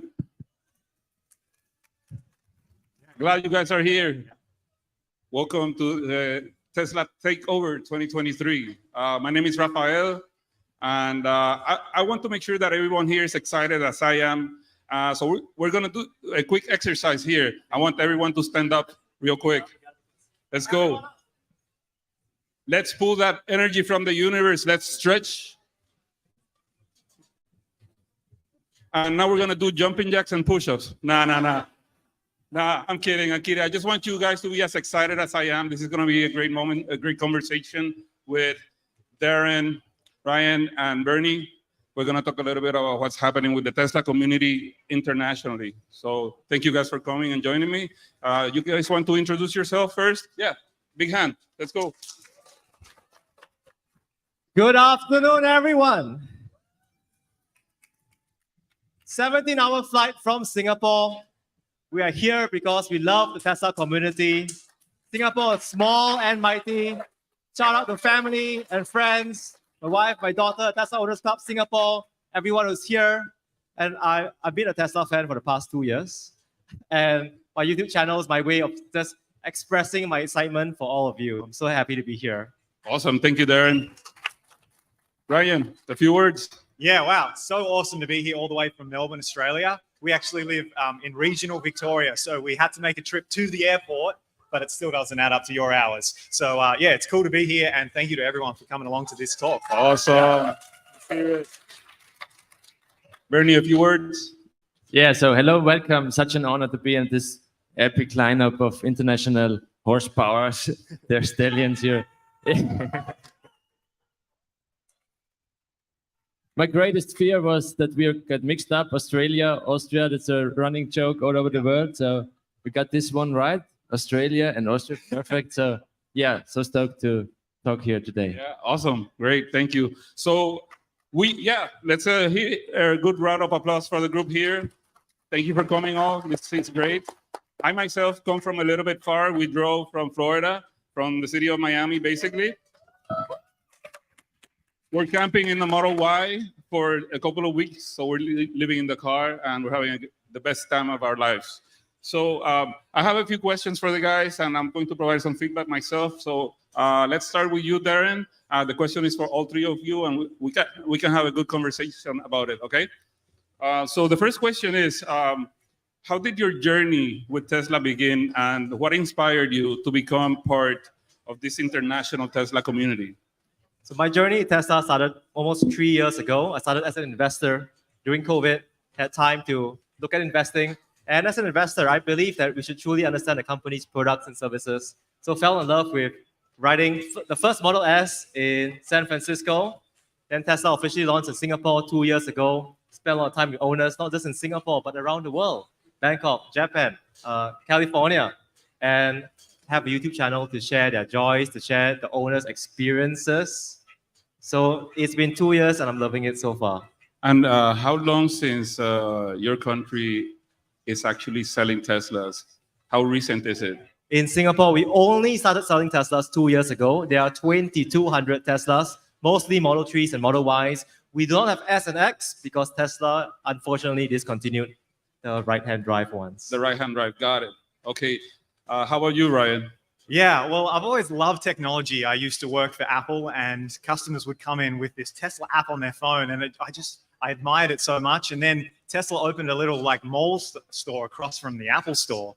And I started to look out for the cars. I thought they were incredible. And so, yeah, this eagerness to learn the technology then fed into buying a Model 3 and then starting a YouTube channel where I could help educate people. And I think that's the thing similar in Australia. We've just started to take on the Model 3 and the Model Y. It's new for people. They don't understand how it all works, how you charge it. So yeah, that's just become a thing on TikTok and YouTube where I'll focus my energy on educating people. Oh, wow, that's awesome. Great. How about you, Bernie? So yeah, for me, since I was a child, all the topic sustainability and climate change really affected me. And I was wanted to do something. So when I heard about Tesla, I was so stoked. The idea that doing this the most fun, the most beautiful way you can do, it's just awesome. Gives me goosebumps. So I dreamed of the Model S back in 2015, I guess, but it was not really affordable for me. So, but I didn't want to give away this dream. So just said, no, let's do it. Let's find a way. And fortunate enough, my dad also came. Yeah, I really want this car too. So yeah, let's team up. Let's share this car together, you know. And that was then we bought the car together for the first half a year or something, and then it really started going. So we believed in the dream, and so much awesome thing happened. Met so much cool guys, and also my business grew and grew because there was such a good networking tool. So my business, I'm self-employed, grew, and after a half year, I could afford it alone. So I paid out the debt. Now I own it on myself, and it's like since 2016. It's been a wild ride and adventure, and I didn't want to miss any minute or second. That's great. We all have stories to tell. I mean, who doesn't have a story to tell on how they got into the Tesla community? I myself feel like Tesla saved my life. I was recovering from a very bad motorcycle accident.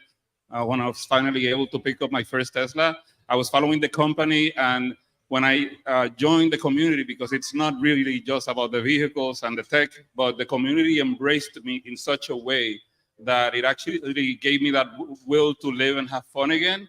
And now I just don't waste my time anymore. I always tell people when I say goodbye, usually what they hear is go have fun. So yeah, those are great stories, guys. Thank you so much. So the next question that I have for the three of you is, can you share some like unique experiences or challenges you faced as a Tesla owner or enthusiast in your countries? Here in Singapore, the government has a zero car growth policy, 650,000 private cars. You cannot buy more cars because the government is trying to encourage public transportation. We do have one of the world's best public transportation. So taxes are really high.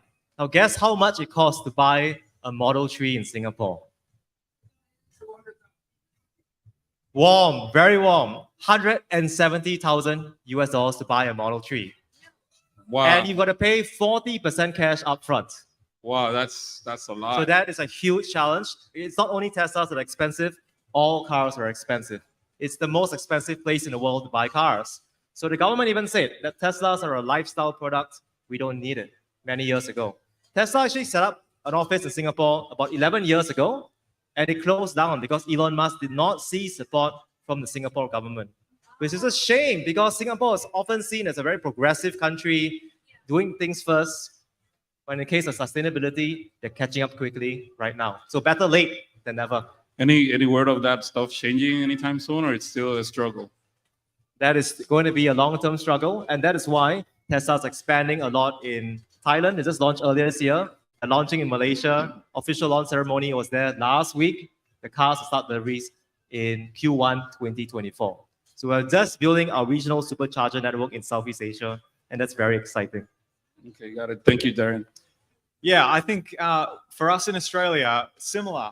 We haven't had great support from the government, which has been a shame. And also EVs just in general have taken a while to just pick up pace, which means that the charging network isn't the same. I mean, it's a breath of fresh air coming over here and seeing how many superchargers there are. It's amazing. Like, we don't have nearly the amount of chargers that you guys have, nor the amount of Teslas that just in California in general. It's incredible. So yeah, that's been a challenge. And with the lack of knowledge too, you get some EV hate, and you see it on the streets, and you see it when people come up to you. The sentiment is starting to change now, thankfully. But yeah, that's kind of been the top struggles. And what part of Australia are you at? Whereabouts? Where in Australia are you? Down the bottom, Melbourne. Okay. Yeah. Cool. Yeah. One of the world's best cities to live in. Yeah. Bernie, how about you?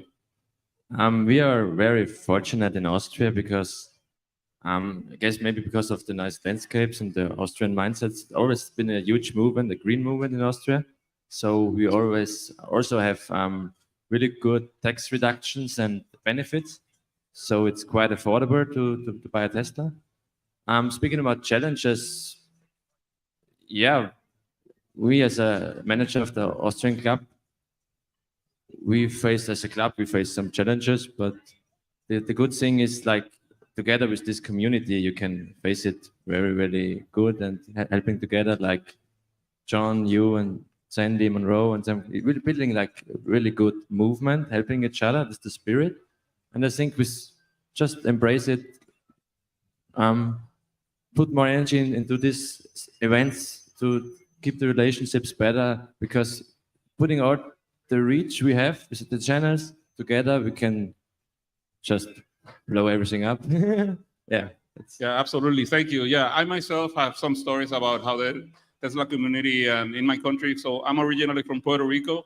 and I helped the team in Puerto Rico that created the Tesla Owners Club to become a club, and I collaborated also with the Mexico Club, and I have a lot of support from the Spanish-speaking community. They want to embrace Tesla. They can't wait for Tesla to be in all the countries. I see it every day. They go to the US to purchase a car, take it to their country, and then the warranty is gone because you're supposed to keep the car in the country, but they purchase it and they take it. So I have a feeling that the future is even brighter than we think through the Latin American community that is so deep to my heart. But I love all the cultures and I love all the countries. So it's great to have you guys here. I think it's a testament to how much diversity there is in the Tesla community. How much hope we all have for the future. We want to leave stuff better for our children and our grandchildren. So just so you know, I don't know if I mentioned it, but I also run the local Tesla Owners Club in South Florida. I'm the president and founder of the Tesla Owners of Florida Club. And our mission statement is exactly like the Tesla mission, but we add a little phrase at the end, while having fun. So we support the transition and acceleration of sustainable energy and transportation while having fun. So we do things like educational meetups where we get our members together and help them understand what it means to live with the car, the solar energy stuff. And then we also do some fun stuff. Like the Space Coast is our backyard. So we do a lot of trips to the Kennedy Space Center, and things of that nature. But I think it's really talks about the differences between all the countries, but how all the countries are actually like wanting to embrace this movement, which is, it doesn't see the end anytime soon. We still have some time. So I actually have like a couple of extra questions in case we needed them. But I wanted to ask you guys first, if there's anything deep to you, very meaningful that you want to relay to the group that's here, either now or after we're done, because I think it's very important to get your different perspectives. All our countries are very different, and there's people here from around the world. So any special thoughts that you want to say? Maybe you, Darren, first? This community is very unique because you do not see an Apple takeover. You don't see a Palantir takeover. You don't see a Ford takeover. A lot of us here are connected by our passion and our belief in the purpose of Tesla. They make great products, but they also save the lives of our loved ones. We see so much joy. We see the mission translating in front of our roads. More Model 3s, more Model Ys, Cybertrucks coming very soon, hopefully end of this quarter. Yeah? Cybertruck. How many of you here are Cybertruck reservation owners? Raise your hand. Look at that. Look at that. Shout out to all Cybertruck owners. Like, how many other communities have this passion? So I just want to say, sometimes from outside, other people look at this. Is this a cult group?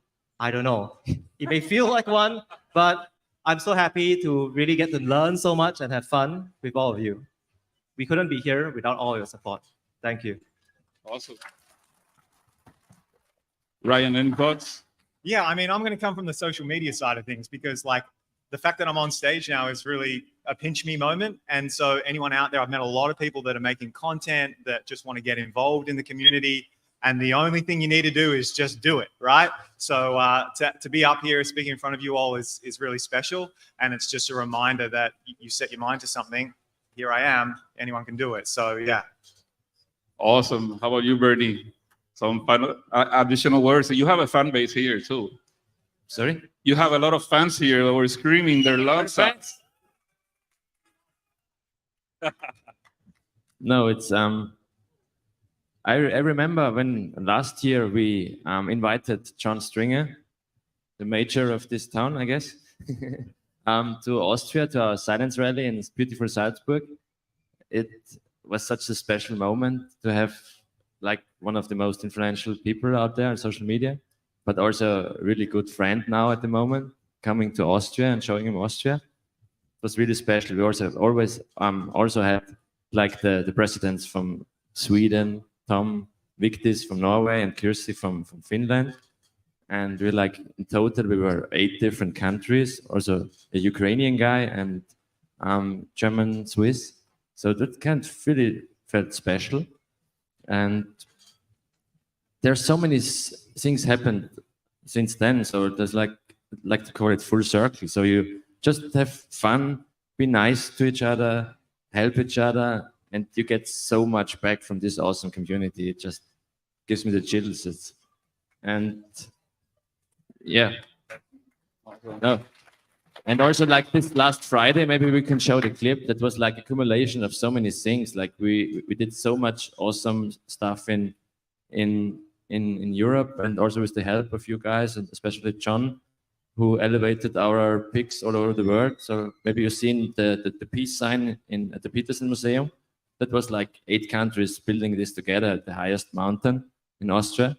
And he made it even bigger and put it in the Petersen Museum in LA. That's also the reason why we're here, because like we're so grateful that we have a space there right next to the Cybertruck. I mean, who thought back then when I counted all the euros to buy a Tesla that this would happen? So believe in your dreams and grow together and face the challenges and be nice to each other, and then you get so much energy back. And maybe I want to show the little thing we contributed to the event, and really thank you for all of you. Over 170 cars did a freaking awesome light show. Thanks to the light show team, Simon, Carlos, who did an amazing work. This guy, it's from UK, so also it's like it's not Europe anymore. No, just joking. Just joking. He's a good friend. He knows my jokes. So yeah, he literally we sat there like till 2 in the morning. So it was 1 for him, 2 for me, or the other way around. I don't know. I'm not good at time zones. Yeah, he like literally put this program, this awesome light show, and put it on 400 USB sticks, because if there had been 400 cars, we would put a light show in every car. So big round of applause to Simon and Carlos.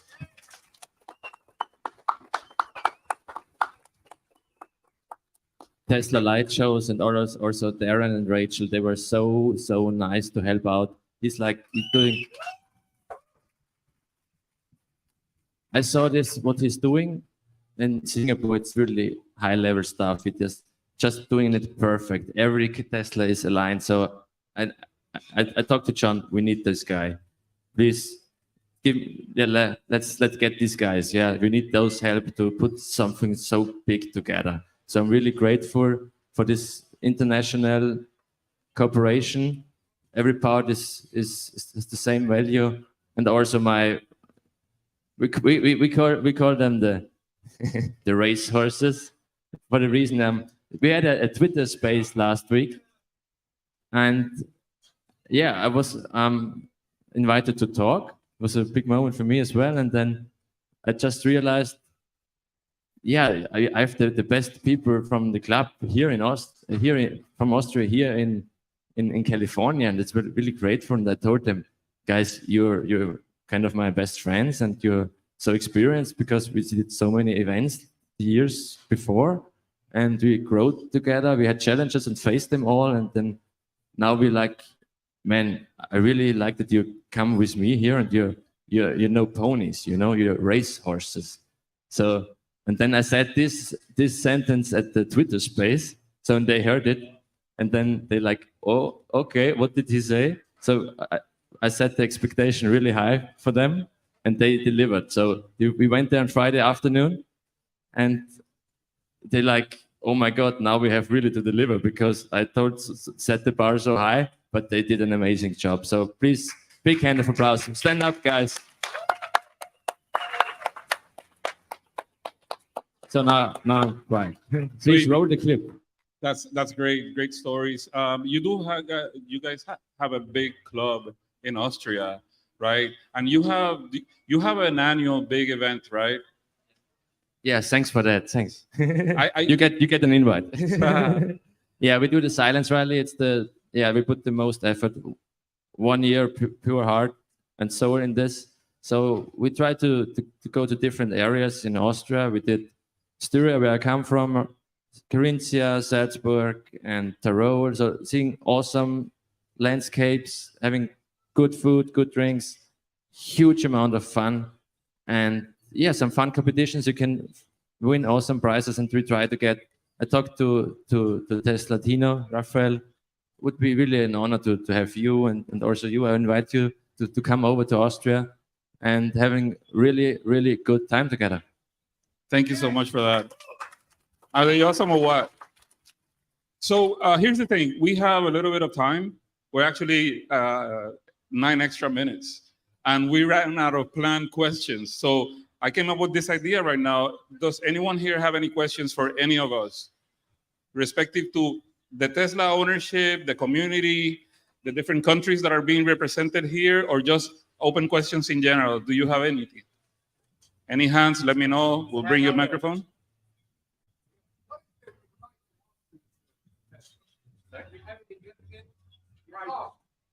Oh, so the question is there any cost to join your club?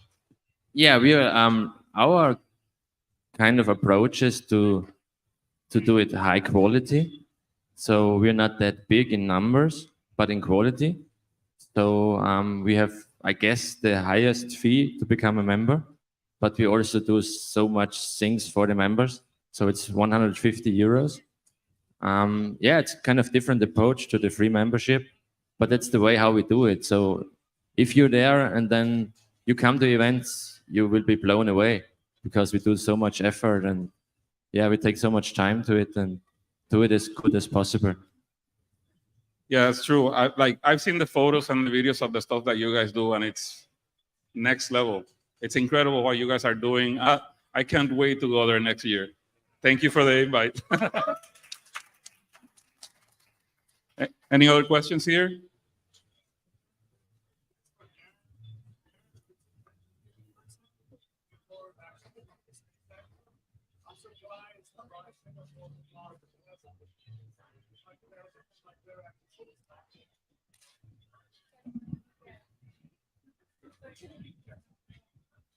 Darren, welcome to California. So my name is Gazman Chosa. I'm actually a SpaceX employee. Looking forward to hosting Darren to show him around a little bit about SpaceX. One thing I wanted to say is I'm shocked about the prices in Singapore on Tesla. So I'm actually amazing. People actually, you have to really love the car to purchase a Tesla there because you much rather own the stock at this point. Yeah, that's right. So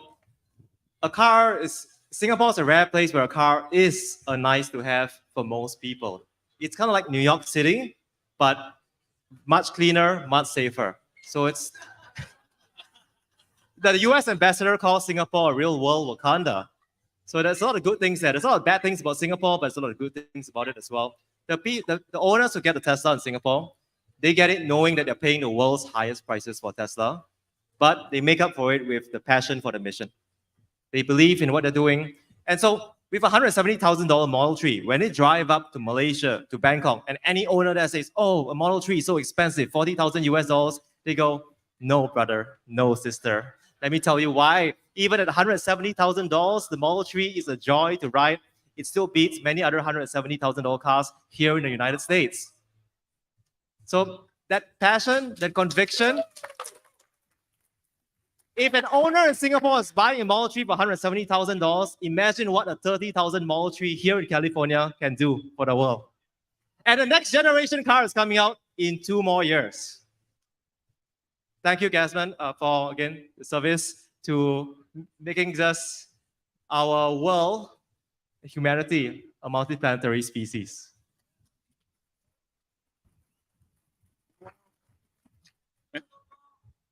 You have a question? Also, as Simon called out, there's only one car company with a car in space. And it's Elon's old Roadster.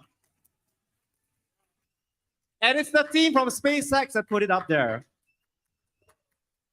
Well, no, I'm Rajiv, and this is not a question, it's more of a comment along with your thing that a person from Singapore is putting 170,000 for the car, while he could use the same 170,000 to invest. And I understand there are no capital gain taxes over there. Unlike California, where the capital gain taxes are too much. So think about that way. They could invest the money, but they're buying the Tesla. Thank you for the question. And also, Melbourne, as Australia, has some unique things as well. So please ask Ryan some questions. Now, to answer that, yes, Singapore has 0% capital gains tax. it does not make logical sense for most people to get a Tesla, which is precisely why when someone gets a Tesla in Singapore, they're doing it because they truly believe in the product. They truly believe in it. So any one of you who are Tesla investors, come to Singapore, 0% capital gains tax. It's hard to ignore. Right on. That is great. I was actually going to say something like that, right? Because if they're putting the money to purchase the car, I'm pretty sure they're investing hard as well. I mean, why not? Yes. I ran a poll. About 70% of Tesla owners in Singapore are Tesla investors. Many of them got the Model 3 purely from the gains on Tesla stock. Wow. All right. We still have a couple more minutes. You have a question? Well, this is Jeff Shadden. We recently toured Australia and had the opportunity to visit the Tesla store in Chadwick Mall. And I was just wondering if there are other locations where you have the Tesla stores. Yeah, so it is limited compared to here, but they still love the mall stores. We call them shopping centers in Melbourne, but yeah, we got a lot of those. So most of the major shopping centers, you'll be able to jump into a Tesla and check it out. And that's where I first saw a Model 3. So yeah, I think they'll look to expand that. I know that they've got some plans for some bigger operations that are like outside of the shopping centers. But yeah, it's a good opportunity for everyone to see the cars. Awesome. Thank you so much. So we appreciate all the questions. Right now, we're running out of time, but we have a little clip that we want to play for you guys. Some of you have seen it, some of you have not. So I want to thank the team from the Tesla Light Shows, Simon and his crew. We had an amazing time. Yeah. We had an amazing time, both the people that participated and the people that watched it. The drone videos are insane. I love it. Thank you so much. Thank you guys There's also. Arvid. Please give a big hand of Arvid. He's our media guy over there. Stand up, Arvid. And he's also, he's such multi-talent. He's the freaking WISE World Championship in snowboarding. Awesome. Big hands of applause. Thank you so much, guys, for being here on the stage with me. It's been an honor for me to share these questions with you. I'm glad that you like them. I hope that everyone here has a lot of fun in the rest of their day. And I'm going to leave you to the special clip.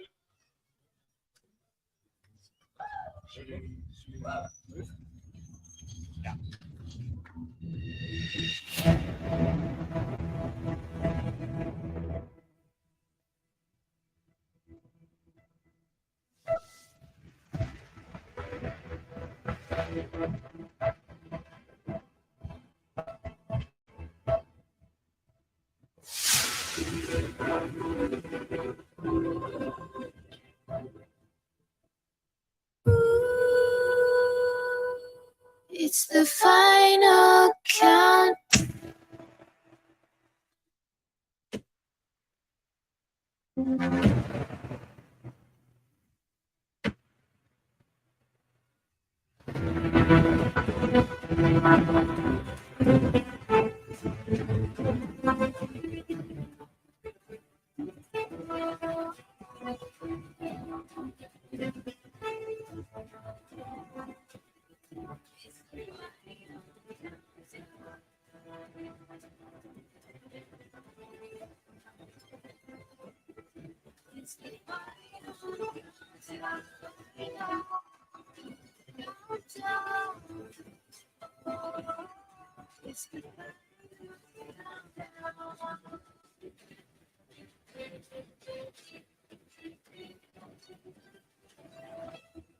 Final countdown.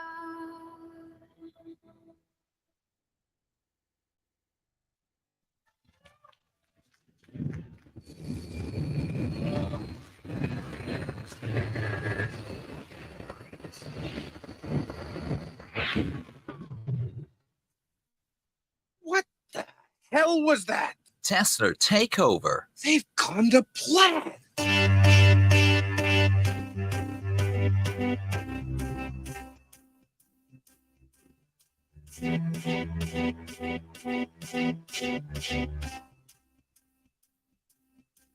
got a feeling that tonight's gonna be a good night. That tonight's gonna be a good night. That tonight's gonna be a good, good night. Wow, that was pretty cool. Thank you, guys. Global community, what did I say? All right, the next session is something that we take a lot of pride in. We like to bring really cool, creative, unique products and services to Tesla Takeover. So with that in mind, we found EVJect, or EVJect found us. I can't remember which one, but they have come out with a really cool thing, which a lot of owners like yourselves have told us about or complained that Tesla needs to do something about it. Well, EVJect has come up with a solution. They are the world's first breakaway EV charging adapter. And to learn more about that is Craig Peeler and Eric Vega, and it's joined by Marty Maurice, who runs the Tesla Club SoCal. So bring it up and let's learn about EVJect. Oh, thank you.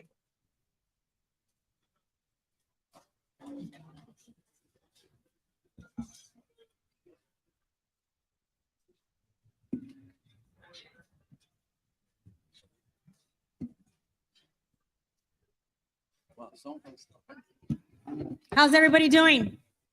Having a good time here at Tesla Takeover? All right.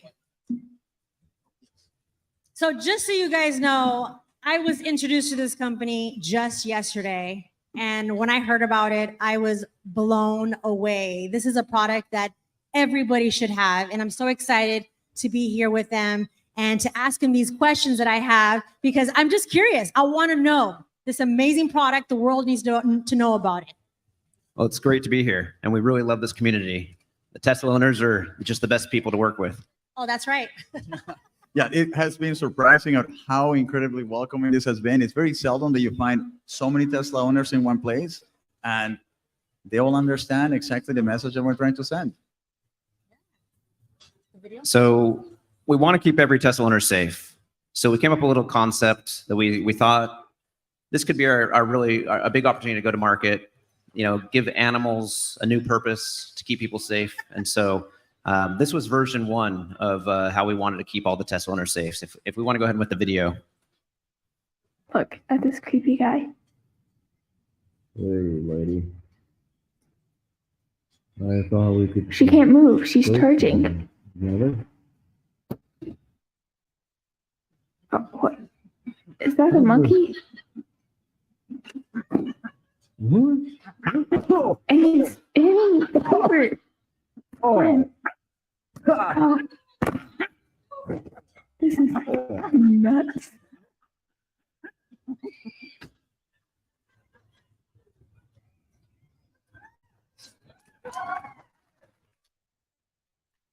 So we were really excited to ship a Frunk monkey out to every Tesla owner. But unfortunately, Tesla's charging cables are just too short. And it just wasn't possible to make that a reality. So that's the one inaccuracy about that video, is the extra long charging cable. Just not really an option. Now, obviously, we can't afford, or we don't have a Frunk monkey, right? So what is the solution that you guys have for us? Yeah, so we call it the EVJect, and it's a simple adapter that goes on the end of the charging wand. You can hold the mic here. So we did not steal this from a supercharger. We bought it on eBay. But this is a supercharging cable here, and it just clips right on the end. And as you plug in, it would charge like normally, except you have to just pull that trigger, and that connects the communication pins and allows Tesla and the charger to communicate. While that's being pressed, the locking pin comes in from underneath on the car and holds that pin. As soon as you hit unlock charge port on your app or on the display inside the Tesla, it releases, disconnecting the communications, which convinces the Tesla you've actually unplugged. And now you can shift into drive or reverse and make a clean breakaway. And it splits into 2 parts. So what happens after you break it off? So this is made, so once it breaks off, you end up getting this part inside of your charging port, this part stays on the charging head. And the entire purpose of that staying there is so when it falls on the ground, it protects the charging head, right? We don't want to damage that. It's a kind of a pricey component. So meanwhile, this stays in your charging port. When you drive away, the flap is able to close. And when you're somewhere safe, you can click unlock charge port and you just pull it out with your hands, no tools needed. And all of these components, all of these contacts are completely safe to touch. You will not ever get shocked by them unless you were to be charging, which you're not. Right? If you're driving, these are safe to touch. I think that was one of the things that when I saw that, I was like, well, I didn't understand it. So it took me a little bit to kind of let it sink in. So I know that you have to, when you want to release the charge port, right, you have to go in and release it, right? But when you're in a situation like that, there's no time to think twice, right? So, but in my mind, I'm like, well, is it going to harm my car if I just leave or if I can leave? But the fact that that stays in there, right? So when you set the button, it releases it, you can go. It doesn't do harm, no damage to the plug, the inside part, right? Right. And also I would say, if you guys stop by our booth, you'll see that if you use the sexy buttons, we actually have a nice little eject button for it in case of panic, right? So something you guys could do as well. This is such a genius product. I mean, who thought of this brilliant idea and what inspired you to create this product? I know there's always a story behind it, so I'm excited to hear about it. It was definitely an evolution, but started with the monkey, and then we had to go from there. But no, we're working on an autonomous charger that could actually plug in cars on their own because we think long term with full self-driving that will eventually be a need. So we actually have a bunch of patents on an autonomous charger design. But while we're working on that, Eric got really familiar with how the charging port worked. He got familiar with the charging pin, all the logic in the charging systems of the Tesla. And we were watching Now You Know on YouTube, their Yes, YouTube I'm sure channel. a lot of people know. And they were talking about how the Tesla Owners Club president in Wisconsin was sitting in her car, and some creeper came out from behind the dumpster and just started circling her car. Yes. And it dawned on her for the first time that she's a sitting duck. And anyway, she called in to Now You Know and just said, "Hey, this is a real problem. I'd love to, see if the community can solve this because I don't feel safe supercharging anymore." And then I started thinking about my daughter, who just got her permit at the time. And I'm thinking, well, she'll be driving. Yeah. And, a lot of people are like, oh, well, I have a gun, I have pepper spray, I have all these things. Like, well, my daughter can't use those things. What options can I give her to stay safe? And so we were talking through this, and our first design that we actually sent into the Now You Know Design Challenge was one that clipped on the outside of the wand and was spring loaded and would push the wand out of the charge port. That was very problematic. It required, Absolutely, yeah. It had a battery, it had a remote you had to push to eject it, and it only fit on certain charging types. It was designed for the supercharger, but it wouldn't work for a CCS charger. It wouldn't work for a J1772 charger. Any of the other charging formats, you'd have to have all these different versions to fit the different charging wand. So I said, Eric, what if we made one that just went on the tip and either pushed it out or broke off or something? And then Eric had the genius idea of like, what if we use the charging locking pin as the logic so that we don't have to use any electronics to trigger the release? And that was a big breakthrough. Yeah, I mean, and we also were trying to keep it as small as possible just because, I mean, I would love by show of hands, who loves the CCS to Tesla charger, that big hunky boy? Nobody likes that thing. It's just way too hard to stow it anywhere, right? So we wanted to keep it small. We wanted to keep it tight. And it's compact. It can Yeah. fit in your glove compartment. Yep. Doesn't expire. Doesn't need no charging. No batteries. Right? You can leave it there for the longest time in the car, and then it'll still work. Yeah. Well, one of the things that I wanted to bring up, I'm sure you guys notice there's so much crime. It's insane. You see the news all the time that I'm sure you guys even heard of this. I was even afraid to bring this up, but I have to bring it up. It's reality. The shootings at the supercharger. People are getting killed. If they assume Tesla owners have money, they're rich, we're a target. They see like, oh, let me go ahead and, steal their car and shoot them at the same time. So when I saw this, I'm like, well, I don't have a gun, and sometimes I think, I'm like, well, here, take my car, I don't know what to do. I panic, right? I think if I ask even my guys, that are in my club, like, hey, you should get this product. What are they going to say to me? Oh, I have a gun. I don't need that. All right. Well, do you have a daughter? Do you have a wife? Do you have a goddaughter? Someone's going to be borrowing your car at some point. So you're not always going to be the driver. Or for an example, how about if you're charging your car, your daughter, your wife are in the car, in the air conditioning when it's nice and cool, and they're getting some coffee. She needs to know about this. This is something that every woman should know. I think it's an amazing product, and I'm just so excited right now about this. I'm sorry. Go ahead. I'm just like, No, I think the big thing for me is I love the Tesla owner experience. The whole idea of the Tesla is it is the safest, smartest car on the road. It is looking out for you. And even the Cybertruck. A lot of us have Cybertrucks on pre-order. I have a couple. And I'm very excited for my armored vehicle that's going to keep me safe. The Cybertruck is bulletproof, but only if I'm inside of it. exactly. So if I get outside of my Cybertruck to unplug, I'm no longer protected. And again, you think of all the safety features, and this was just something that was completely overlooked. And if there's one impact we want to make, we want to make sure that charging is still a safe experience. And unfortunately, a lot of us go into kind of a passive mode. You've been driving for a while, you stop, you're watching a movie, you're zoning out, you're not paying attention to anything outside the car. And there could literally be a threat that's right outside your window for a long time, and you're not even in the mindset to react. So we just want to give them that option and make charging stay really safe. One of the things that I also wanted to bring up, not necessarily you have to be in your car. You could be charging your car, you walk away from your car and go and get Starbucks, going to the bathroom, and there's an incident with the gun next to your car. So you want to just leave. By the time you get to your car, unplug your car, your back is towards him. All that time is wasted when you could just get in your car and go, try to avoid the situation. To me, overall, this is called peace of mind. And I'm so excited about this product. Now, I wanted to mention something to you. I'm the founder and president of Tesla Club SoCal. Me and my husband have been doing this for about 5 years. And we started noticing a lot of different EVs signing up on our website that wanted to become a member of the club.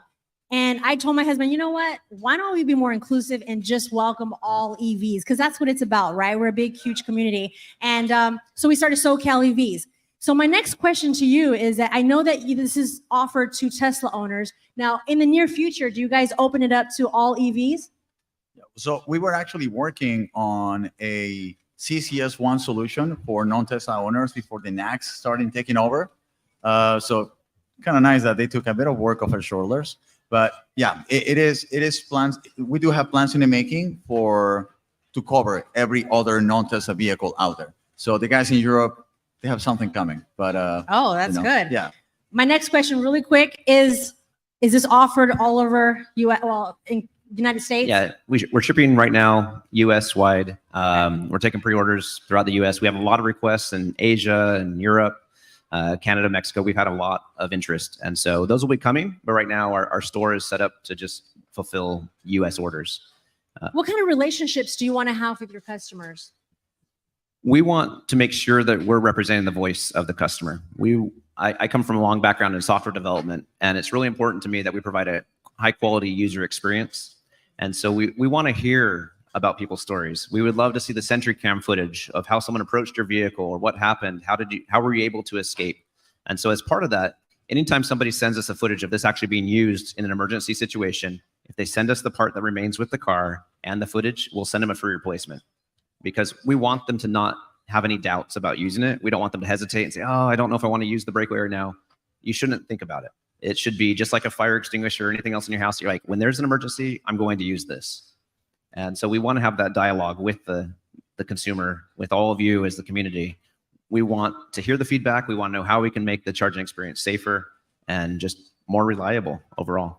As EV owners, what would you like from us? What can we do to show the world? I mean, yes, we have social media platforms, word of mouth, but what else can we do so people can be aware of this brilliant product? Aside from telling your friends and everybody about this, and any Tesla owners that you know, and tell them about this product. But beyond that, I would say when you're at Superchargers, look out for the rest of the community. We're all part of this tribe together. And one thing that I've noticed, we're actually working on a partnership with Hertz right now. Hertz has 100,000 Teslas in their fleet. And we're working on a partnership to get the EV Jack provided with every Hertz rental car, every rental Tesla. And obviously that's a big deal for us, but it's also just a great first experience. A lot of the first drives that people have with the Tesla is a rental car.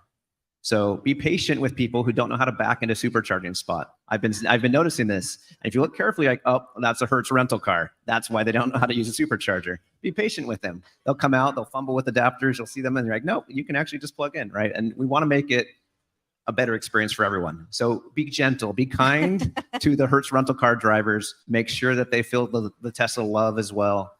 Don't hate on them just because they're newbies. How will the new NACS standard affect EV eject? So we've got the most common adapters up here right now, right? Those are all the different charging formats that are around the world. And this is what I call adapter hell. It is a mess. And, Apple through the years has always changed adapters and ports and things like that. And there's always a fob or a dongle that you need. This is a mess right now. And now that everyone's switching over to NACS, that's great in some ways. But on the other hand, for the next few years, every other non-Tesla EV is going to have to fumble with adapters. And our thesis is that this is actually a big opportunity for us to roll out the breakaway functionality into every adapter. Basically, if you're using an adapter, it should be a breakaway adapter. And so we hope to work with Ford. We want to work with Rivian and everybody who's trying to figure out where they're going with their charging format. And we want to make all these adapters in the meantime a breakaway adapter. I mean, we just want to make sure that everybody has the option to make that decision if they want to face whatever is coming to them or if they can just run away. The fact that we don't have that choice right now is a little problematic for us, and that's what we ended up creating the EV Jack. It should be up to you. So that was my next question to you. Are you experiencing any roadblocks? So one of the biggest roadblocks right now is we're trying to keep everything, all the manufacturing done in the US. And so if any one of you guys has any friends, any relatives, or other connections to manufacturing, please reach out, let us know. We can use every help. We'll use every help that we can get our hands on.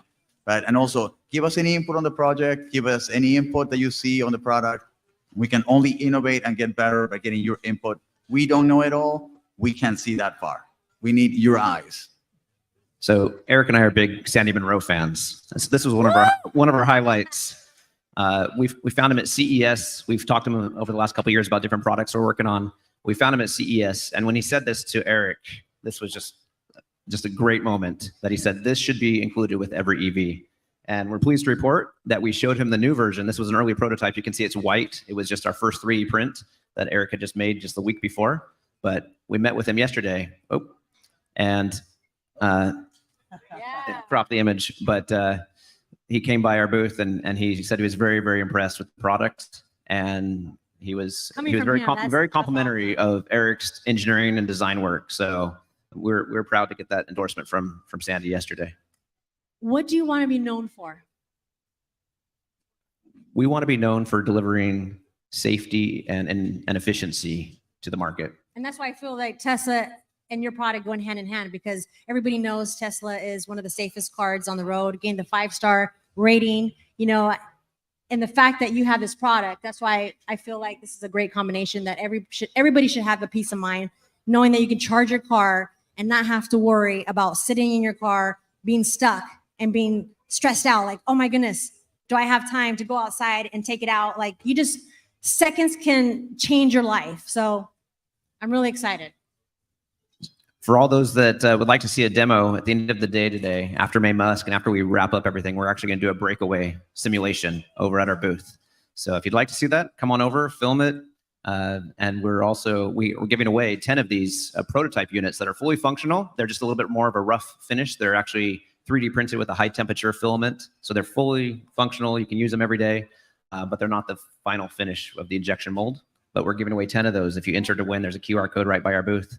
And we hope you all have a chance to win one. And so you can use it. Keep yourself safe while you're charging.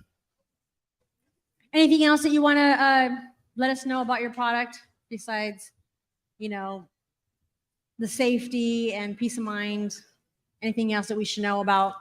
I would say that we need more innovation, right? I'm sure you guys have heard that left and right. The world of EV charging adapters has been very stagnant since the first moment it came to be. And we want more ideas. We want this to move forward, right? This is really just one of the products that we have in line. So stay tuned for the rest that we have hidden behind the curtain. I'm pretty sure you guys are going to love the idea. And we Awesome. want to make this a dialogue. So as you have feedback, please email us. We read every email, every message from every consumer that's registered on our website. We're providing updates on a regular basis, but we also want to hear, from you. We want to hear what features and products you want us to develop to keep things safe and efficient. And also what you hate. Tell us what you hate. We need to know what you hate so we can make it better. We heard with version 1, people hated a key fob. Tesla owners don't want key fobs. And so when we had that on the first one to launch the ejection mechanism, that was definitely like blacklisted by the community really fast. And so if it wasn't for the voice of the people that gave us those comments, we wouldn't have known that was the way to avoid it, right? So thanks to all that input that some may have thought may have been negative input, it is exactly the type of criticism we need to make the next iteration better. What was it not for that? I don't know if we would have this very slim compact adapter right now. So again, bring it in, let us know. And one of the things, if someone, God forbid, something happens and it breaks off, you guys replace it? Yeah, if you end up sending us the footage from your SentryCam or the broken pieces, then we'll replace it for you. We want to make sure that if you're in that situation of potential danger, and it doesn't have to be evident danger, if you don't feel right about it, we want you to just go ahead and use it because we'll send you that replacement, right? We want you to be safe. Yeah, we just want to end by thanking all of you for being part of the community. Please don't be strangers. Come by our booth, give us your feedback, give us your ideas, tell us what you're wanting to see in a product. How can we make the charging experience better and safer? And then we want to thank our team, everyone who's working at EVJect. We've got a few shirts out here. Big round of applause for the EVJect team that's made this possible. Thank you guys so much for this product. And everybody should have it. Especially in SoCal. Am I right? I grew up in LA. So if there's a supercharger in Compton, you're definitely going to want one of these. That's very true. LA, I mean, I think in the LA area, there's a lot of not so safe areas. So I see it a lot on the news, all the crime that's going on. I mean, just recently, someone went by the mountains to take some really nice pictures with their cars. Not only they jacked them, but they also shot them up. They didn't give them any time to think twice. Oh, let's go. And that's what I'm saying. When you see these type of things on the news, it's very scary. So your children are driving these cars, your wife, even yourself, it's just a great product to have. So just keep that in mind. You definitely got to visit the booth. Once I saw, it's different when people explain it to you. I'm a visual person. So if I would have been sitting where you are right now and they're explaining all the technical stuff, yes, it could be overwhelming. It can also be like, well, do I really need it? But once you see the product in person and they show you exactly how it works, I mean, even myself, I was like, hey, this is easy. It took seconds to just push the button and I was able to leave. And they show me when the car moves while it's still plugged in. So you definitely need to visit the booth and check it out. One last thing you just remind me of as you said that is if you come out of your Starbucks and you see your car sitting there and there's a bunch of sketchy people surrounding your car, right. You don't even have to go close to it. You can actually unlock the charge port and summon it with your phone and drive it right out of the situation. That is a game changer. It's like Batman. You can summon the Batmobile out of the bad situation. Because I was just thinking you want to go to your car and just take it out. But the summons feature still works with that. So that's definitely something that it's all about the having game. options. We want you to take charge of your situation. So thank you, everyone. And thank you, Marty, for sitting down with us Absolutely. today. No, thank you guys. I appreciate it. Thank you guys for coming out.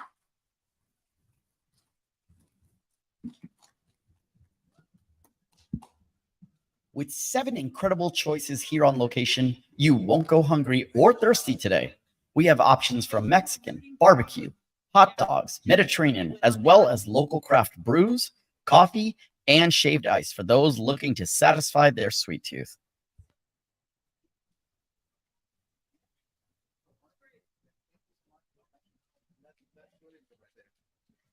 Hey, nice job. Thank you. Hey, nice job up there. Yeah, thank you. Thanks for having us. All right, that was awesome. Thank you, EVJect. All right, and the hits keep coming. We're really, really proud of the speaker lineup that we presented, scheduled for you guys, especially yesterday, but today as well. Our next guest and speaker and presenter really requires no introduction, but we're really happy to have him. He's started a very popular YouTube channel, 2-Bit Da Vinci. Got a chance to talk to him a little bit before as he arrived to prep. But Ricky Roy is a fabulous, I can tell you, a fabulous human being, family man, travels a lot, but really passionate about engineering content and the technical content. And that's, again, something that we heard from last year's event was we want more technical content. And that's really why we added Ricky Roy to this agenda. So please give it up to Ricky Roy and 2-Bit Da Vinci.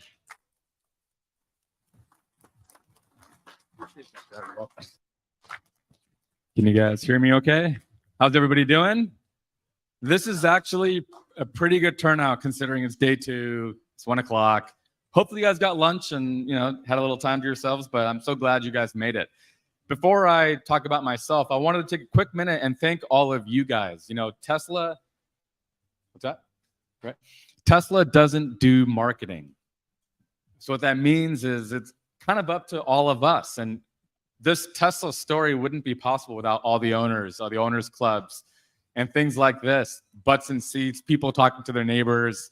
So how about a round of applause for all of you guys? Really, it's as big a part of the Tesla story as anything else. So my name is Ricky. I run a YouTube channel called 2-Bit Da Vinci.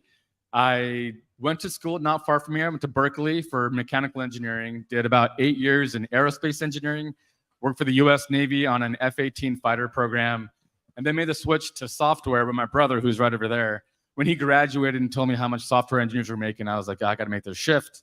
Made that shift, did software for about 8 years, and then I started this YouTube channel. One of the things I really love to do is communicate scientific engineering topics.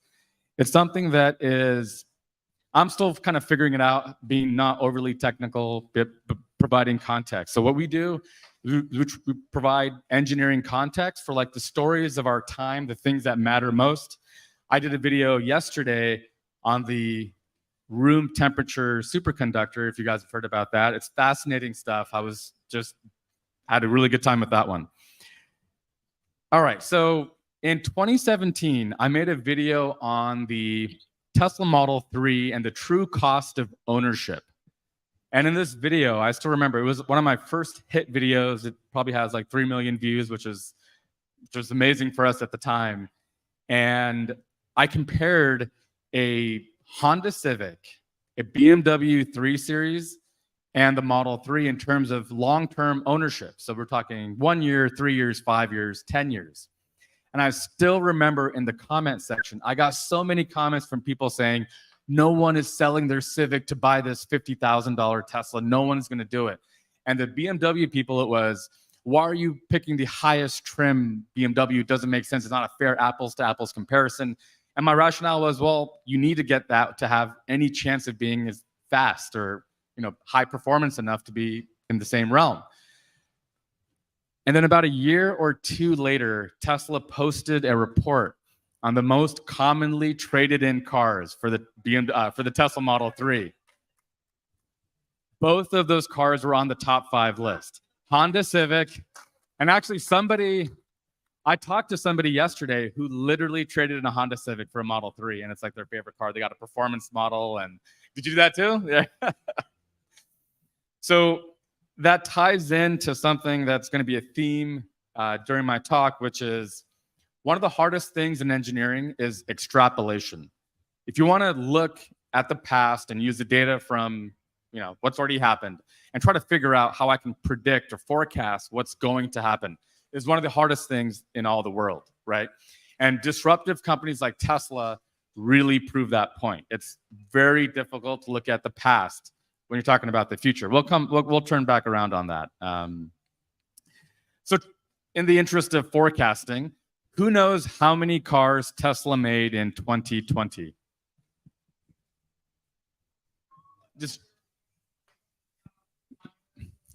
I knew that would be an easy one around here. This is one of the most impassioned audiences I've ever spoken with, for sure.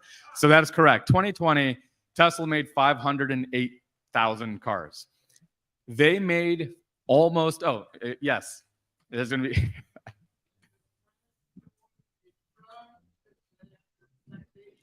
Yeah.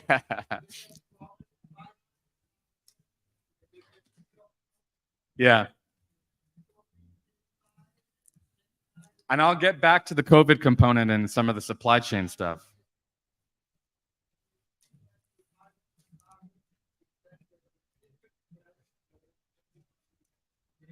All right, so I think he's covered everything. Thank you so much. I'm out. No. Yes, there's that. See, this is good. Who knows how many cars Tesla sold Q2 2023, just this last quarter? About 500,000. They've sold as many cars in 3 months as they used to make in a year, right? And so now if you start to think, how many cars will they sell in 2026? Interesting, right? There's a lot of components that go into that. But recently on Twitter, I made this really bold claim. I said Tesla's going to outsell the Ford F-150 with the Cybertruck by 2025. Now, in hindsight, if I could go back, I think I would revise that to 2026. I think 2025 might be a hair optimistic. But you can imagine, just like when I made that video all those years ago about the Honda Civic and BMWs, I got so many comments from people saying, are you out of your mind? You know how many Fords F-150s sell? Ford makes an amazing truck. It's a good truck. Do you know how many Fords they sell? You'll never come close. And I responded to this one gentleman. I said, well, that's true, but the Tesla Model Y outsells the Ford F-150 so far worldwide already today. Tesla's not some small company anymore. The Model Y is the best-selling car on earth so far in 2023. Like, let that sink in for a minute. This is the company that made the Roadster. Oh, they'll never take off. They'll never do this. Best-selling car in the world, outpacing the Corolla, which was the previous winner for a very, very long time. But that's the thing. And as soon as he saw that comment, he kind of had that moment where it's like, oh, crap. Yeah, maybe that's not so crazy. And you got to remember, like, every person who buys a Cybertruck instead of an F-150, that's a 2-point swing, right? So it's not as crazy as it might seem. Here's a fun fact. Ford produces an F-150 every 49 seconds from their main Dearborn, Michigan plant. The new F-150 every 49 seconds comes off the line, right? Do you know how quickly Tesla is making 3s and Ys in Giga Shanghai? That is correct. Yes, that is correct. 40 seconds, a new 3 or Y rolls out of Giga Shanghai, sorry. Which is an insane number. You start to realize Tesla is a manufacturing powerhouse. I'm not saying they're perfect, but the rate of innovation, the rate of change, how they approach first principles thinking is really, really amazing. Hopefully that puts it into perspective, right? So every 40 seconds, that means they could make almost 800,000 cars a year from Shanghai. That doesn't bring up Berlin. That doesn't talk about Austin. Fremont continues to up their numbers. So shocking, but honestly, I think it will happen. Now, quick little prediction, I think. So if you asked me to do the video, what will be the trade-in cars for the Cybertruck? Maybe some F-150 or Silverados. I think it's going to be lifestyle brands. The brand that I would be most concerned with would be like Jeep, for example. I think if you were a Jeep Wrangler fan, I think you would love the Cybertruck. Maybe like Subaru, other lifestyle stuff. I think the Cybertruck is going to be wildly popular. All the RVing, off-roaders, overlanders, people like that. Yeah. We'll see. We'll see how that plays out. So one thing I wanted to talk about really quick is I do talks at these like EV shows, and I was in London a couple of months ago. I was on stage just like this with 3 other people. And somebody asked the question, who are you most excited about? Who's doing the biggest things in the world of electrification? And they go down the line and they bring up random companies that are very irrelevant compared to Tesla. And it comes to me, and I had to take a double take. I kind of looked around and I said, I feel like I've taken a crazy pill and I live in an alternate reality where Tesla doesn't exist. But it made me realize what's happened is Tesla's gone from, fledgling, little startup to the world's most popular, or the world's most valued car brand. But what's happening, I think, is there's a narrative generally in the media where people have this idea that thank you, Tesla, for kind of getting the ball rolling, for getting us started, but the big boys are here and we can take it from here. And that notion kind of drives me nuts because I don't think some of these companies, well, some CEOs have made claims. I don't think people realize how much like turmoil is on the horizon for some of these companies. My argument would be that Tesla's biggest advantages are manufacturing, vertical integration, and just vision, leadership, and innovation. So we'll talk about that, right? So the first thing, the gentleman mentioned COVID and the supply chain shortages and stuff. Ford was struggling they had F-150s that were otherwise completed, ready to sell, that they had to wait on chips. And these are not high performance chips. These are like pretty average, ECU controllers, things that, just smaller, less expensive chips. But they had fully built out trucks that they couldn't sell because they had a chip shortage. And they weren't alone. A lot of companies had this problem, but Tesla recorded record profits and sold record cars all throughout this period. And the reason why is one of the first things that it's not as glamorous, they don't get as much attention for, but they build so much of the stack of their technology in-house that when this happened, TSMC, other foundries that make chips called them and say, hey, we don't have that chip that you're looking for, but we have others that are similar that would work. And all the other vendors, all the other legacy OEMs were stuck because they have this supplier who builds this, who then talks to this and that. They couldn't just swap out a chip because they would have to call supplier B and ask them, hey, if the pins change, if the leads change, if the software changed, could we make this work? And it was an impossible labyrinth of dependencies. Tesla says, all right, we build all this stuff. We can call the engineers together, different architecture, perhaps, different socket, whatever the case was. They built it all themselves. Within a couple of weeks, they had refactored code. And they said, yeah, we'll buy that chip, throw them in cars, and keep shipping them. That is a huge engineering manufacturing component that no one thinks about or talks about because it's not sexy, it's not a new car. But Tesla does so much vertical integration that they're more resilient. They're less, if you do I'm a software engineer, right? So like a dependency graph, if you looked at like the web of things that have to go right to sell a car, it's complicated. Selling cars, making cars is really hard. But for Tesla, so much of what they do is in-house, that they can control what they do. They can make the changes themselves. They don't have to go talk to another vendor, right? That's a big deal. The second thing is the absolutely bonkers rate that Tesla is building factories. You might not know, being Tesla fans and watching their progress. Building factories is really hard, but Tesla makes it seem super easy. They're building them at breakneck paces, and they're building them at faster and faster speeds. It's kind of insane. Now, my dad is a big Mercedes fan, so he wants an EQS. So he was thinking, they'll build them so quickly. They have all these factories already in place. But for anybody who's, retooled or like refactored software, that's its own pain. If you have a working line and you have to go pull out machines and change things, that could be sometimes even more difficult. So in a lot of ways, like there's perceived benefit that other OEMs have could easily be a detriment. It could actually be more harmful. Tesla just has their line. They're building brand new things, shipping in new products. There's no legacy stuff. They're not trying to make a patchwork of duct tape and bubblegum work. They just start from scratch. So their rate of innovation, the next one I think is going to be Monterrey, Mexico. The Gigafactory there, I bet you that'll be built in record time. And it's going to crank out 500,000 cars for the Latin American communities and marketplaces. So it's going to be an amazing thing that we're going to see in the next couple of years. The second thing is innovation and what I would call leadership, vision, right? I was a huge Steve Jobs fan back in the Apple days. I've always thought the man just had vision. He knew what he wanted to make. He didn't rely on like what the people said, right? Like Henry Ford famously said, if you ask people, what do you want? They'd say a faster horse, right? It would be hard to imagine a motorized automobile. It was just beyond the realm of like comprehension kind of a thing. So I was talking with Tesla Raj. I don't know if Raj is here. Raj, are you here? I don't know if he's here. We were talking about early Model 3s and how they had an Alcantara headliner, and I didn't realize that.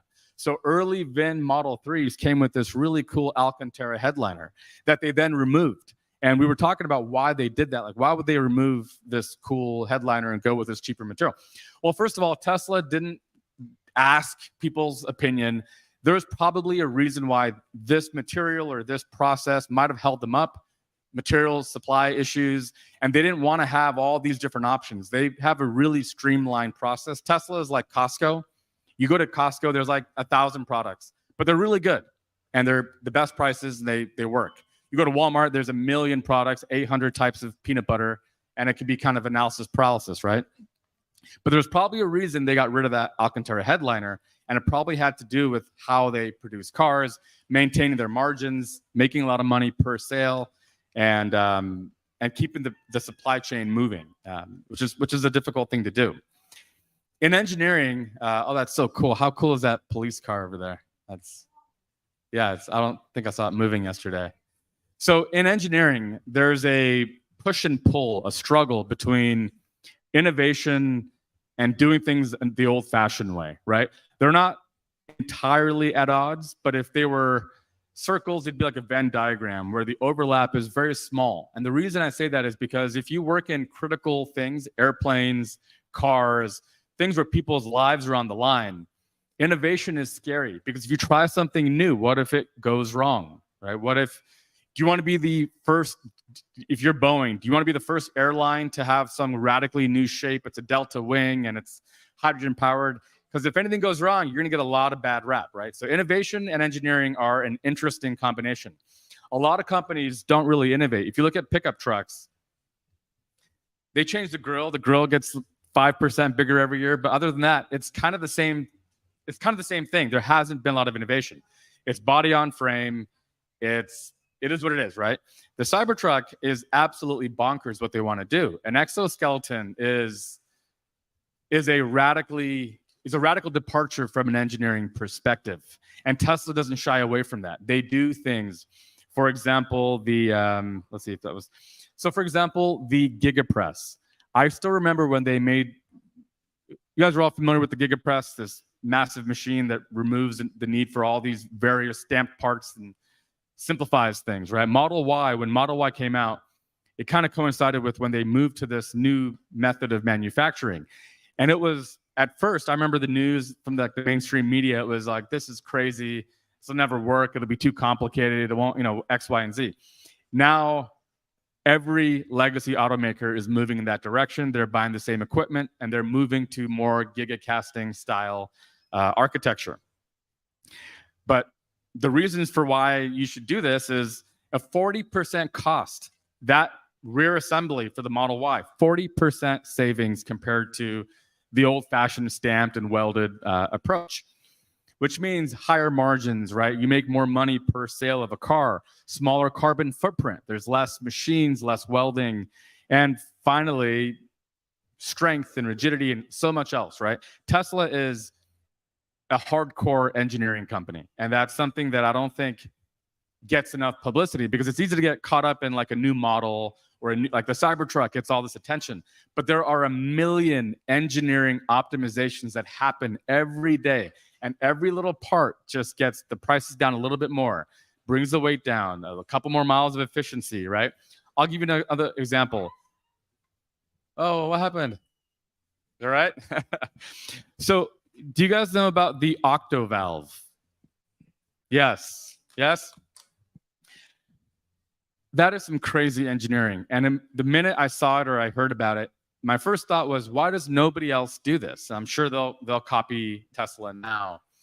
But one thing I think we should probably do, I had this rule whenever I review cars. I'm a correspondent for the Fully Charged though, so I review cars and drive all kinds of EVs. I have a rule. If you don't have a frunk, we don't need to talk any further. Like, this is bad engineering. Like, go again, try again, come back when you have a frunk. There's, like, you open up some of these cars. I don't want to name cars and be negative. There's no reason for that. Open it, the trunk of a EV, and you see all this stuff. Like, what is this? Why is this here? Haven't you reimagined? Haven't you try again? Try again. And whenever I've said this comment, the comments are always, "Oh, you don't need a frunk. You don't need a frunk." I love how everybody else knows what I need. It's always the lovely thing about being on YouTube. But I think that's complete BS. I have children, and we have a travel stroller that fits perfectly in the frunk of our Model Y, which means the back is totally empty. We can go and do whatever else, and none of that room is taken up. So travel stroller in the frunk of a Model Y. If you have kids and you have that arrangement, why on earth would you get a car that doesn't have a frunk, right? Yeah. But anyways, the Octovalve is kind of genius. I don't want to make this a whole big thing. Maybe we'll do a follow-on video or something. But I recently my wife got a Model Y in January, a couple months ago. And the amount of improvement from the 3 or 4 years since I bought my 3 is absolutely insane. The car is so much quieter. It's more comfortable. The sound system is better. And I feel it every time I switch cars. I still love my performance Model 3, but her car is so cool. But one thing I noticed, I walked in one day and I remember thinking, the car is always doing something. Like there's a system running, there's like blowers running. What the heck is this car doing? Am I losing range? I was trying to figure out is something wrong with it. And I noticed one other thing, which was every time I'd get into the car, it was just always a little bit more comfortable. It wasn't as hot as my 3 would get. I thought maybe it's some sort of like a UV layer on the glass or something. So Tesla does this thing, and this is a mode on the Octovalve equipped cars where they use the battery as a thermal battery. So what I mean by that is, let's say it's a cold day. You know, even on a cold day, the inside of your car will get hot from the sun beating down on it, right? What Tesla will do is run their HVAC system in reverse and pump that heat into the battery. You know, there's a threshold range. So if the battery's cold, store that heat in the battery. Now you've gone to work, 5 o'clock rolls around, the sun's down and it's cold. You would have lost that heat in the cabin. But instead, when you go turn the heater on in the car, you're recycling that heat back from the battery. They are saving the heat that comes in while your car is parked. If, you know, what's that expression? They're playing chess and other guys are playing checkers, whatever that expression is. They are doing things that are just absolutely insanely brilliant from an engineering perspective. Now, people will bring up body panel gaps and stuff. I'm not saying Tesla's perfect. I think it's important to be critical and constantly improve. One thing all successful people and businesses have in common: continuous improvement, continuous integration. You're never done. Keep improving. But Tesla does some pretty amazing things. Software is another thing. There are some EVs that I've driven that they were almost undrivable. The software was so bad or laggy or annoying. And Tesla's out here, every time I get in my car, it's almost too much. I'm like, oh my God, another software update. Lord, maybe later. I got to drive right now. I can't do it right now. But they're constantly doing stuff. Here's 2 examples of software that is just so delightful. This is that delight, that feeling that you have years after you've bought a car. The first is, you guys notice that the Teslas have the auto high beam now? So that is a sub-component in most other cars. So most other cars buy this different, usually it's in the rearview mirror, that assembly. They'll buy this, there's a vendor that makes this part and you stick it in, it costs money. Tesla doesn't have any of that. They sold these cars with a camera and a computer, right? So they figured out that same auto high beam thing internally with their own systems. It's not a third-party part. They have cameras, they get the feed, they figure it out and turn on your high beams and low beams. That was not even a feature when I bought my car, and it showed up. Now, it sucked at first. It was really bad. It was blinding all my neighbors and stuff. But after a couple of months, it's freaking perfect. The second one I noticed in my wife's Model Y almost immediately, and I didn't get it for about a month on my Model 3, is it'll ding you when the light turns green. Have you guys noticed this? How cool is that? Every person who doesn't, like, who's on their phone and doesn't take off when the light turns green, if they had a Tesla, that would be solved. The car just goes ding, and you look up, you go, oh, right, it's green light. I should get going. It's amazing. What a brilliant feature. And the first time it dinged, I was like, what does that sound? By the third time, I knew exactly what it was, pulled up the software notes, and I was like, oh my God, they added a ding for when the light turns green. And it's pretty comprehensive and clever. If you're in the left turn lane, it doesn't ding when the straight turns green. It waits for the corner. Now, there's little edge cases, right? Like an unprotected left. Anyway, that was so cool. And when my 3 got it, I was just beyond delighted. It was such a cool thing. So my personal opinion is Tesla's true advantage is their absolute genius in terms of manufacturing, right? I think full self-driving gets most of the attention. I don't think about full self-driving very much. This is going to be controversial, and I'm sure some of you guys are going to talk to me after the show about this. But if you remember, like when the iPhone came out, I remember when the iPhone came out, first people were like, oh, it's never going to work. And then suddenly it was the best thing ever. And people were thinking every other phone company is dead. Apple just destroyed everybody. No, because 8 months later, Android was out. And it was the 1 and 2 punch thing. My prediction is Tesla's going to 100% solve full self-driving. It will 100% happen. It's going to happen a couple years from now. It's not going to happen anytime soon, I don't think. But so will, my prediction is NVIDIA. NVIDIA is one of the most brilliant companies outside of Tesla. In the highest echelons of the most brilliant minds, it's probably NVIDIA, Tesla, probably a couple others I'm missing. But NVIDIA is going to figure it out too, and other car companies are going to have it. And it'll be the Apple Android thing. And all cars will have full self-driving. All cars will drive themselves.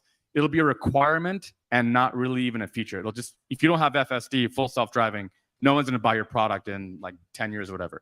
But what's much more interesting, and I hope I've given you a little glimpse of why I think this is true, is why Tesla is going to be the biggest company in the whole world is manufacturing. They are doing things in your cars, in home automation, other things that are just next level. And a lot of this stuff doesn't get publicity because it's not the end product. You don't really see it. You don't see a gigacasting under your car. You're not gonna pull up the carpet and take a look at it, but it's there.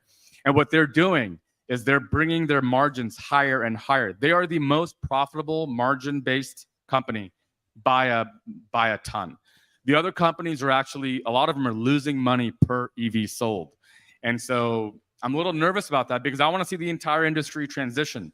But some of these companies need to do is go back to the drawing board, figure out how they can simplify wiring harnesses.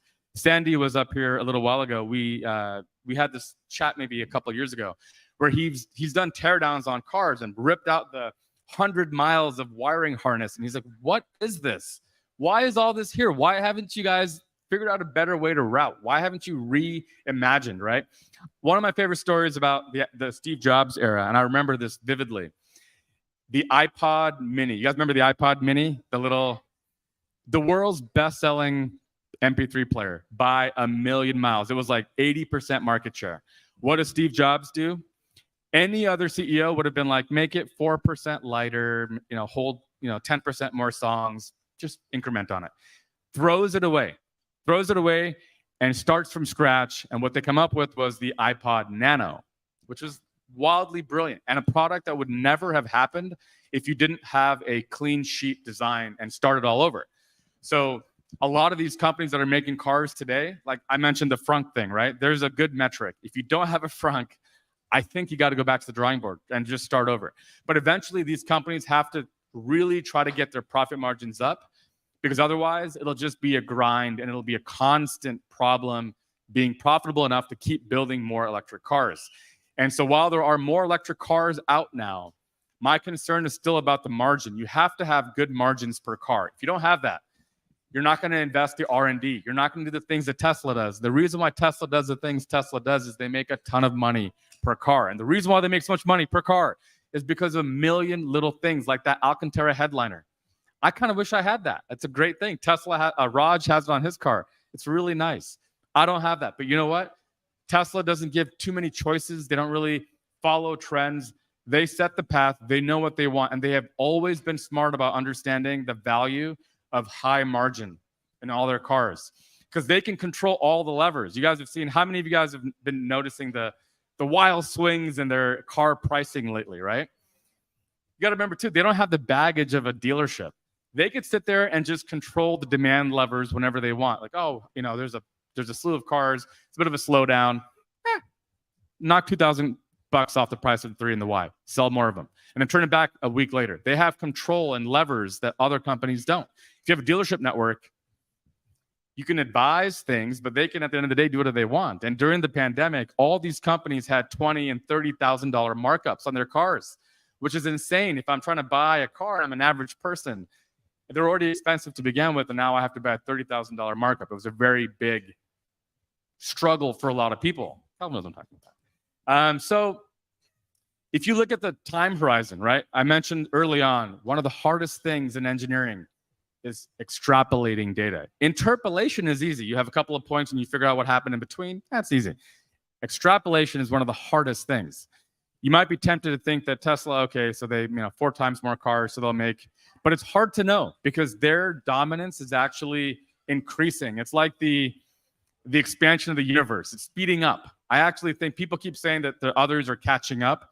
I'm not sure. I hope that they're investing as much as they need to, but I kind of doubt they are, because if you want to have a profitable business, you got to have really good margins, and that's where Tesla's just killing it. And I predict that Tesla will be one of the greatest manufacturing companies. I always try to couch it and like say one of the, never be extreme, because then people can call you out. I'm going to go ahead and say I think Tesla will be the best manufacturing company on earth in about 5 or 10 years. And it's going to be, it'll be other things too. I think it'll be other things. What I think Tesla should do next is make like a heat pump system for homes or something. They need products that don't need batteries, because if a raw material supply chain issue happened, their entire company would grind to a halt. So they need some non-battery related products. They'll get there. But I think Elon nerds out about manufacturing. If you ask me, like, what does he do? Where does he spend his time? It's manufacturing. Engineers love optimization. My wife always jokes, if she asks me to wash the dishes, which would take me 10 minutes, I'll spend 3 months building a robot to wash the dishes and then never do the dishes again. That's an engineer's mindset, right? It's like, how do you optimize? How do you make things faster? Is it wrapped up? Yeah. So I think that's just a quick look. Thank you guys so much. I'm getting the hook here, but thank you for coming out. Hope you guys are having a great time, and we'll see you around next year.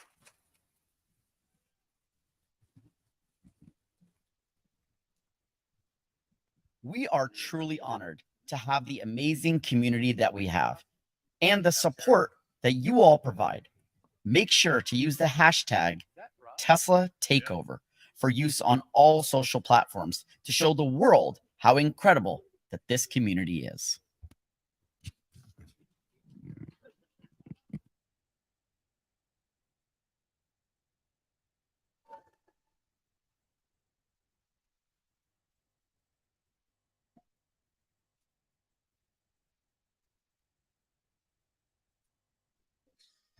All right. That was awesome. Ricky, Roy, you're awesome. All right. Our next panelists, again, something that we've been aiming to do for a while. So we're really, really, really excited to have this next session.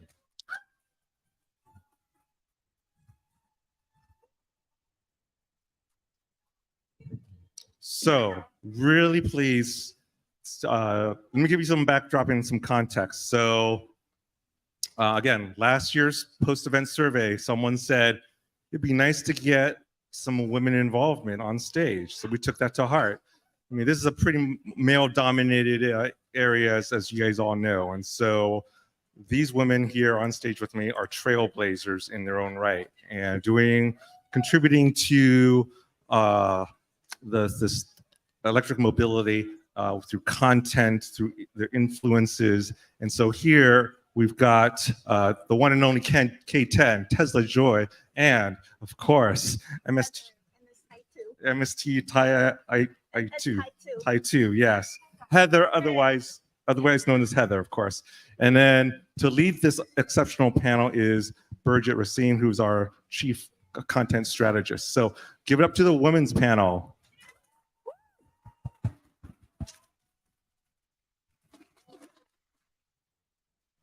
Now you realize we're the opening act for May.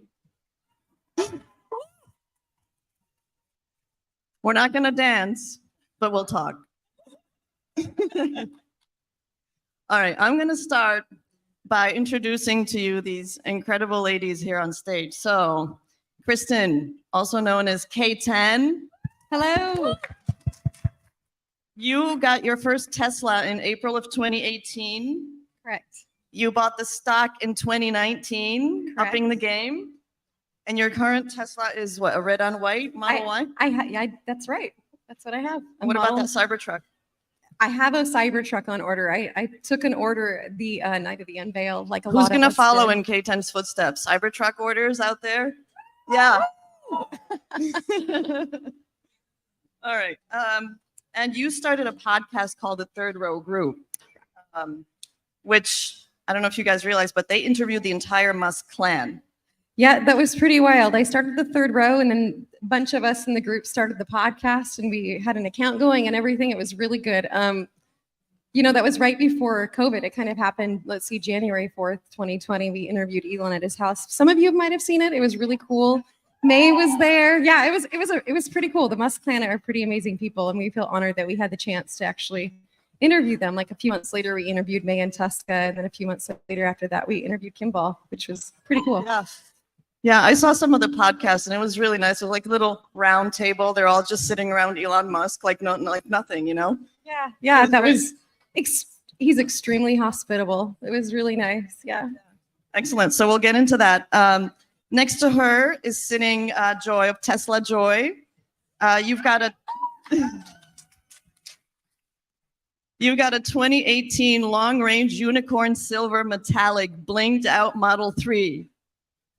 That's right. And it's on display right over there. I'm looking at it. So if you haven't seen it, go find it. It says Joy Mobile on the back quarter window.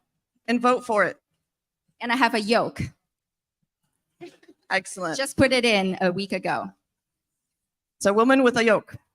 Okay, you started your Tesla Joy YouTube channel 5 years ago to share your experiences as a driver and an owner. And we're going to have you talk about that. And interestingly, you've also been an FSD beta driver. Yes, How's since that going? 2021. She's the OG. And I got my 99 safety score in September, October 2021. So I got in that group. Yeah, I was a few years before that. I didn't even try on you. I'd never get the 99 score. Not possible. and Tesla Joy founded the Tesla Women Movement. So we definitely want to get into that as well. Yeah. And finally, Heather Yang. So you and your husband, you're based in the San Francisco Bay Area. You guys bought a Model Y in 2020, just like me, during the pandemic. And then, so your husband was a cameraman and you were a piano teacher. And you said, to hell with that, we're starting a YouTube channel. That's right. Because it's perfect, right? Because I used to be talking to people, like talking to kids, and he's a photographer. And we lost our job. It's like no job during the pandemic. So why not just video me and video us together, like sharing like the experience, how we get into the Tesla. Yeah. Excellent. So these are the three ladies. So I want to start off the panel with, I like origin stories because I'm a storyteller. So origin stories are, how did you come into this beautiful world of Tesla? And I'll start with mine. My daughter's an artist. She's only 12 years old, going on 25. And her paintings wouldn't fit in my little Honda Prelude. So I said, all right, I need a bigger car. And if you're gonna get a bigger car, and you've always been saying, I wanna get off the fossil fuels, what else are you gonna do? You get a Tesla. So I got a Model Y and the paintings fit. That's my origin story. I wanna hear yours.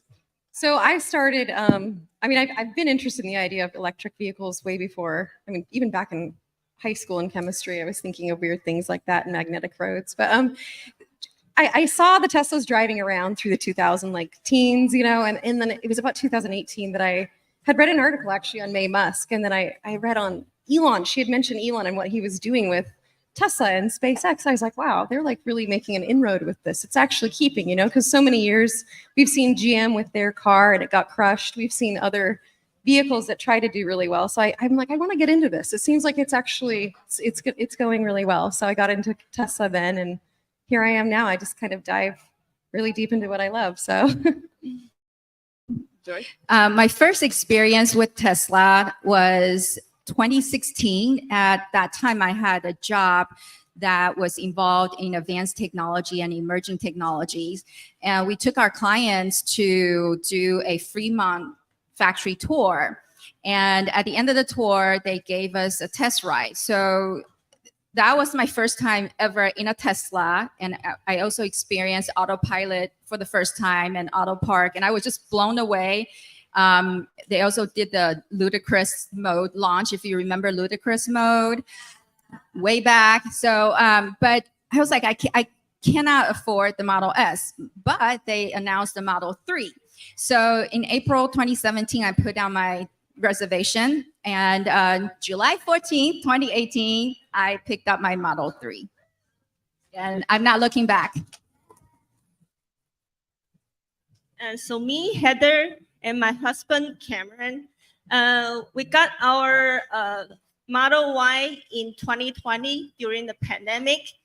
It was the contactless delivery. And I believe Tesla probably still the very first, probably the only contactless delivery car company. So it was really good for us because during the pandemic, we don't want to go to the gas station. And I really enjoy that I can charge the car at home without any worry. And yeah, so that's what we got, how we got our first Model Y. And actually, I think Model Y is the best car for the family because it's yeah, it's really I think it's so easy to drive and also so spacious, and kids love it so much as well because one pedal drive is easy, and you can go camping, camp mode with kids. Kids loving the center screen because it's so easy to use, and that they love iPad. It's just like an iPad in the car, and they play games. They love it so much. So we all, and that's why we love Model Y so much. All right, so now let's get into the real meat of the story, which is that, you know, when you buy a car or you buy a fridge or you buy a house, you buy a bicycle, whatever, I mean, it doesn't mean you're going to become a content creator, right? So that's several orders of magnitude up and above and deeper than just buying this thing. So I want to hear from each of you what possessed you to become a content creator, and beyond that initial honeymoon, that euphoria of, yeah, I'm starting my channel, I'm starting, you know, my movement. How do you keep that going? How do you keep it? How do you sustain it? Because I think that's the hard part, right? Kristen, you want to talk about your podcast? Sure. Yeah. Oh, well, the third row. So just diving deep into Tesla, it's 2019, June 11th is the Tesla shareholder event. And I wanted to go, and you have to have Tesla shares, you know, so I have some Tesla shares to go. And I go, and there's a lot of people. I joined Twitter. You know, a lot of us were fighting the FUD against Tesla Q, people who wanted to bring the company down. You know, Tesla was up and rising, and we were looking at news articles that were fake, and we were rebuttaling them and everything. But we go there, and there's a bunch of people that I recognize that I've interacted with on Twitter, which is now X, by the way. We all know that, right? Anyways, I decided to start a group, just a bunch of different ones that were sitting with me on third row out for the shareholder meeting. And we kind of we all had this enthusiasm. I mean, John was part of it. He's out there, the guy who Tesla owners of Silicon Valley. And we were just excited to support Elon and Tesla and the company. And we had some different ideas going. And we started the account, and then like the podcast idea came about after the Cybertruck unveil. And we had a few podcasts. I think we were into our 6th or 7th podcast. And Viv, some of you may have remembered her as Falcon Heavy on Twitter, had tweeted out to Elon, "Why don't you come on our podcast, you know, and like explain your story?" And so he said, "Sure." Well, the next thing we know, you know, we're setting up a meeting to go to Elon, wherever he had us go and have a meeting with him or a podcast with him. So we did the podcast with a few different groups. We brought Sandy Munro on once. Actually, we had him on twice. So that was really cool. And the Musk family, a lot of different people in the community, and it was really good. It kind of went up and then it went down. There's just so many different personalities doing different things that we didn't stick with it for much longer through COVID. COVID was a little wild, but it was a really cool experience. And just one thing I wanted to say, if anyone follows me on X, I did mention that the first person and the 42nd person, this is silly, who would post their car under my Zeet, I don't even know what you call it now, my post, I'd give them a mention. So that was Michael Fan, and that was Sarah of, let me look, I have it right here. You guys think I'm a nut. It's Sarah, Simple Sarah.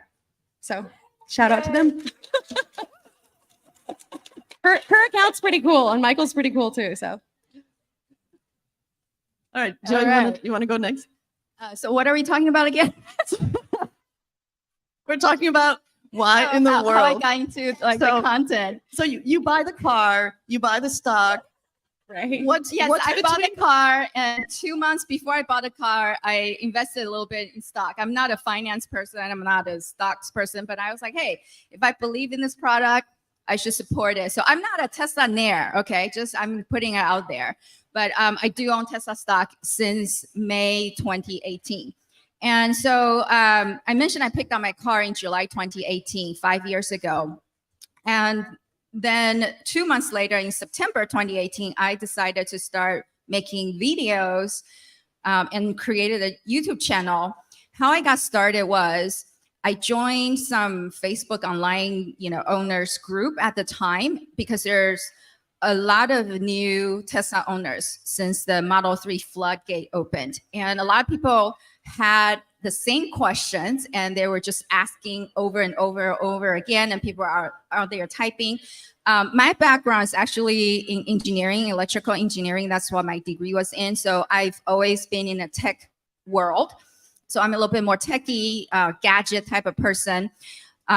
So when I got my Model 3, I pretty quickly figured out the different features and what to do, battery stuff.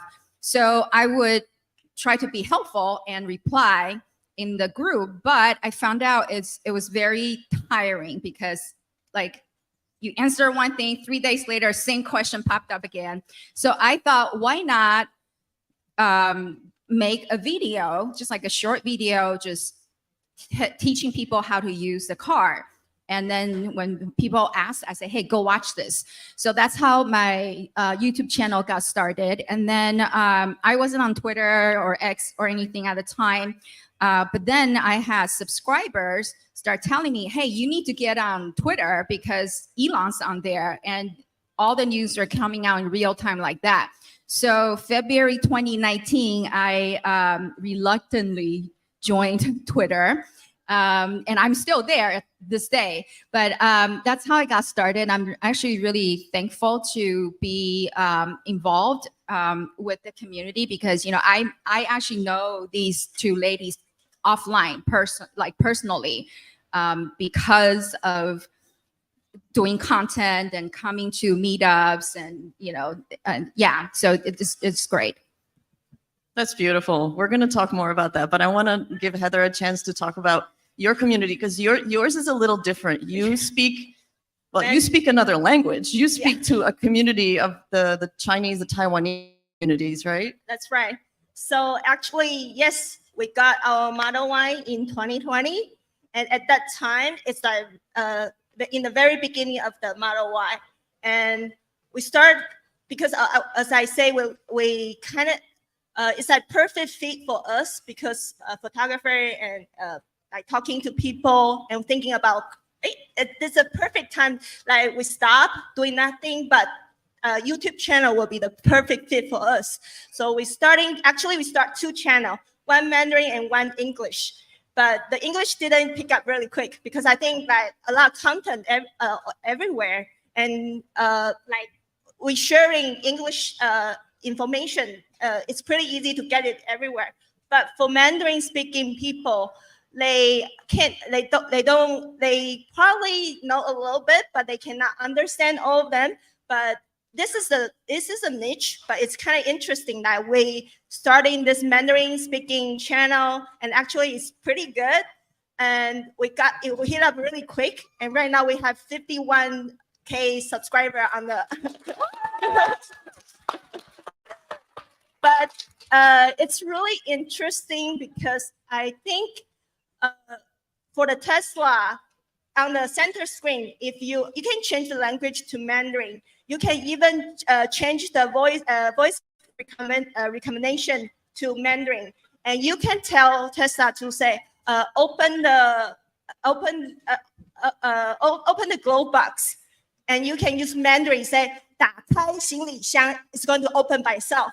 It still works. So it's very interesting that it still works for, I mean, everybody, I think not only Mandarin, probably other language, it still works. It's really, I love the technology, and not only just the, like how Tesla works, how the, like all the technology Tesla have. Yeah. Yeah, I mean, I personally would love to see, you know, Spanish, I don't know, yeah, Swedish, right? Norwegian, you know, all the languages. That's right. Yeah, and more YouTube creators. So maybe next year we'll have some people from right? overseas. Is there Who knows? anyone over there? Any of you out there? So speaking of communities, Joy, you started something called the Tesla Women, right? That's correct. Tell us about that. Why did you start that? How did you, and what kind of response have you been getting, and how has it grown? Yeah, so Tesla Women, I started as a test, really, because I had a couple of Tesla Owners Club leaders that reached out to me and said, hey, Joy, we have this problem whenever we do a local Tesla meetup. No offense, but nothing but old white men show up. How can we encourage more women to be plugged in and be involved? I was like, wow, yeah, I do notice that, because I go to Tesla Club SoCal, Marty, who was just up here. I go to her club. I'm active there. And she's one of the very few female owners club presidents out there. And when I go to the meetups, and you know, all the men, they're just like opening up their front, and they look at my mod. I got this unplugged performance, you know, body kit, you know, and I walk around like, oh, okay, that looks cool. And then I walk away. Right? I'm like, yeah, it's not for me. Carbon fiber, okay. I'm not into carbon fiber. Sorry, guys. I'm a girl. I don't get it. So I'm like, yeah, I do see that problem. So I said, you know, I have an idea. Let me test it out. And so I did partner up with Marty. She's amazing. Because I am in LA. So I said, hey, Marty, let's do this. How about we do a zero budget picnic and just get the women in the Tesla, you know, you send out newsletters and say, hey, if you're a female, you'd like to come join, we're gonna do this just Tesla Women picnic. You bring your own food, bring your own drink, bring your own chair, blanket, you know, because whatever you can or cannot eat, you're on, you know, you're responsible. But we're gonna get together. We're gonna talk about Tesla naturally, but we can talk about relationships, vent on your husbands, boyfriends, kids, you know, whatever. We talk about, you know, lady stuff, right? So she's like, yeah, that's a good idea. So we found a park. We started 2 years ago now, I think. Wow. We found a park, and then we just put this out, and like 30 ladies showed up. And we all just sat around, and our cars are like parked on the street. Nobody opened their front. We weren't standing in front of their front, chit-chatting. We all just sat at the picnic table eating. But it was great because a lot of women, like, you know, during our conversation, someone would say, hey, you know, I was driving on the freeway one day and this happened. And then someone else said, oh, did you know you can do that? And we're like, oh, I didn't know. I just picked up this car like 6 months ago. So we're able to teach other women how to use this piece of technology through non-intimidating, very casual conversations of just women getting together, you know, chit-chatting, a very organic and natural way. And everybody loved it. They're like, when can we do this again? I was like, well, this was just a test. But we ended up doing it again, and now it's an annual thing. Now we went from doing just that one picnic to doing 2 picnics each year, a spring and a fall. And I also wanted to make this event a networking event. So our tagline is women helping or women supporting women. So what I would do is I would come up and give a little spiel. I will ask how many of you, if this is your first ever Tesla related event, every single time somebody will raise their hand.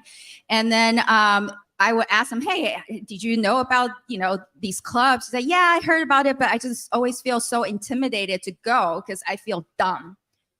that if I ask questions, I feel dumb. They're going to get talked down. So I would encourage them, hey, now you've come here, you've seen our faces, you've interacted with us. Marty here, she has her own club. She has upcoming events. Make sure you come and you'll see us. And then every year we have the takeover event. We're all going to be here. Come on out. So it became a gateway, introducing these ladies to be more involved in the local Tesla community. And also I would ask the attendees, if you have your own business, come on up, tell us what you do, right? So we have some women, they have their own little, clothing boutique online store, right? So they will come up and, oh, I sell these workout shirts, right? I've had women that come and then others say, oh, what's your website? They order right there, right? So this is how the Tesla Women is building community. And I've had other ladies reaching out to me, say, hey, Joy, can you come to like New York and do this? I'm like, no. I want this to be a regional, local, grassroots movement. So for all of you ladies listening and men, with your wife, girlfriends, daughter, whoever, mother, start one in your area and just replicate this. I know that Tesla Owners East Bay, they started doing this last year. I had a conversation with the lady that was organizing it. So they had their own picnic. They had their own backyard tea. They loved it. And I think just a few months ago, they did another, like a potluck in the park type of thing. So I'm super happy to see that's picking up. So, if you, again, just replicate this, 0 budget, very easy to do. So you think we'll see some ladies out on Tesla Corsa pretty soon? Oh yeah, I know there are a few, very few. I know there's a lady by the name of Lily. She's up in East Bay, I think, club. She started racing. I'm like, wow. And she said she's never done it before, and she just went one time and she got hooked. So now she's out there racing. That's awesome. Yes. Simple, Sarah. Yeah. So far, I only do that at the red lights. Is that allowed? Don't tell anyone.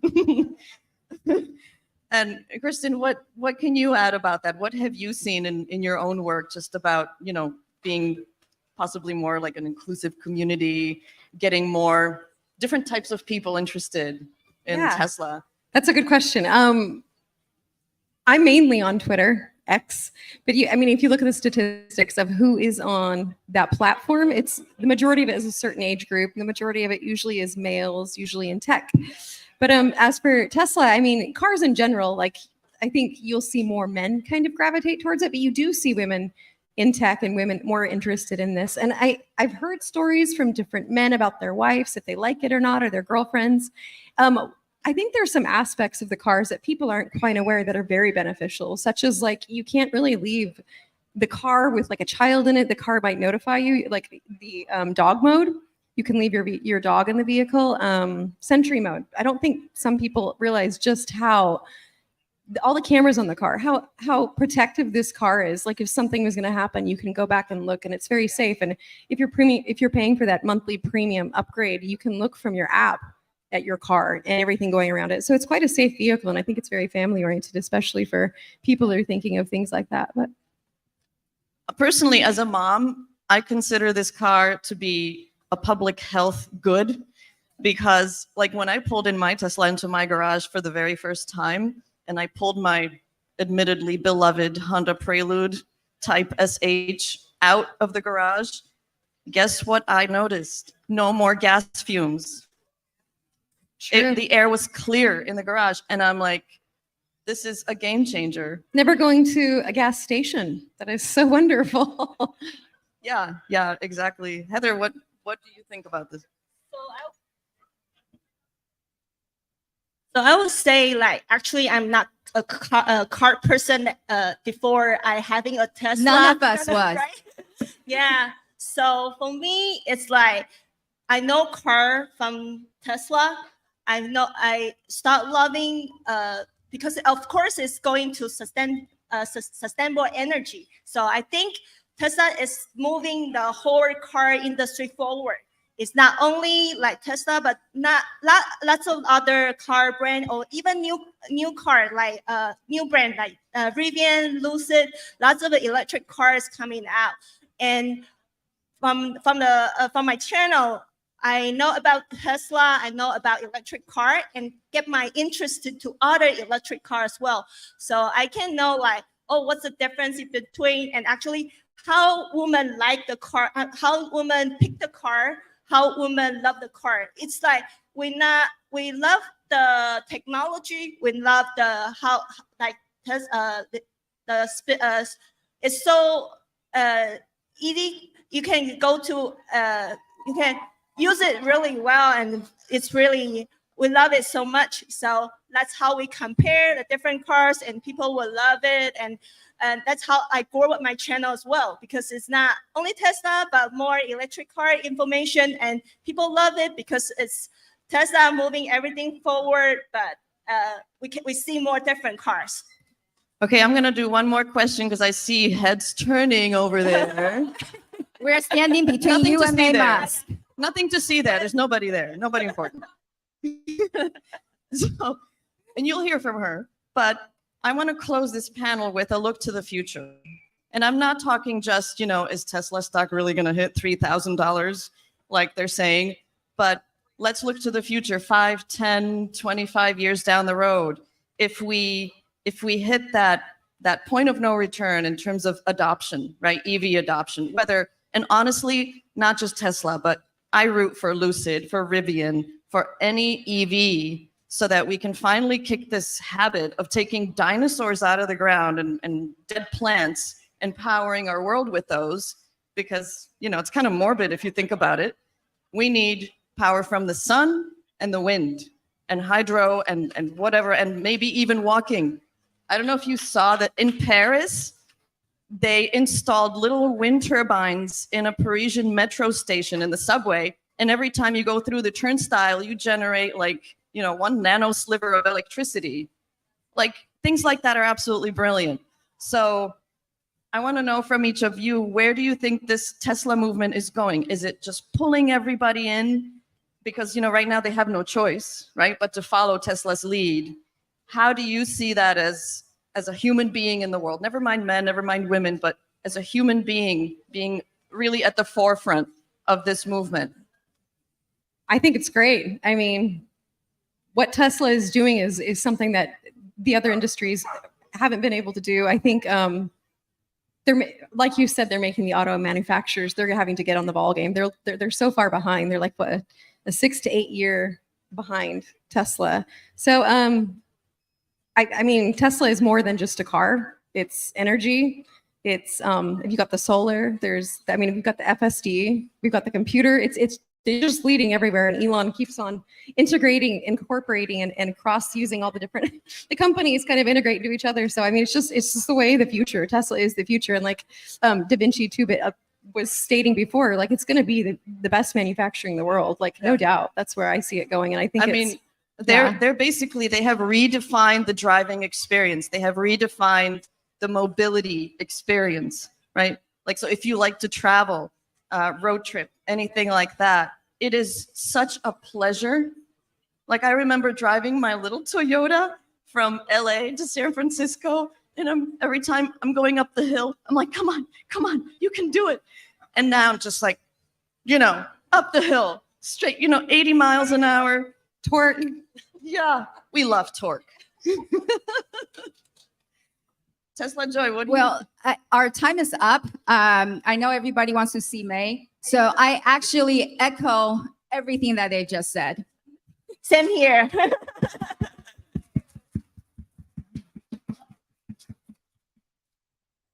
And now for the main act. What do we do now? Do we dance? Oh, we have a few more. Okay. Yeah, we'll go. Thank you. Thank you. Thank you, everybody.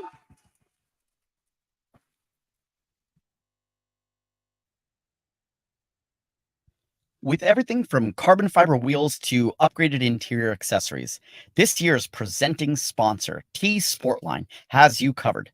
Make sure to stop by their exhibit located at the entrance to see how they can help you upgrade your Tesla and help it reach its potential.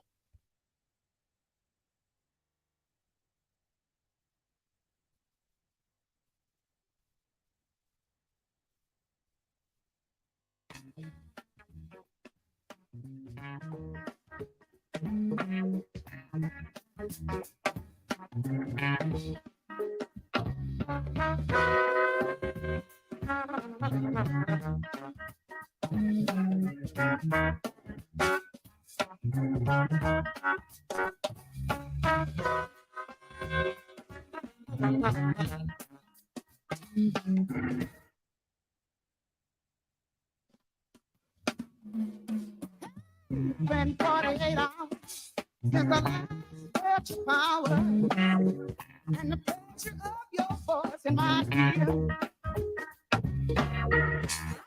You baby had a party for two. I've been waiting for you.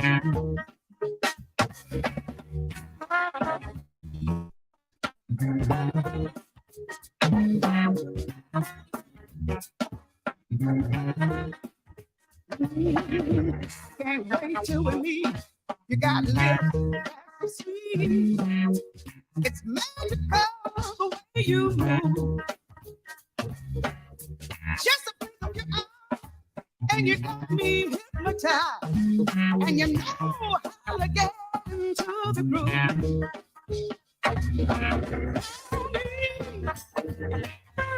Hey, baby.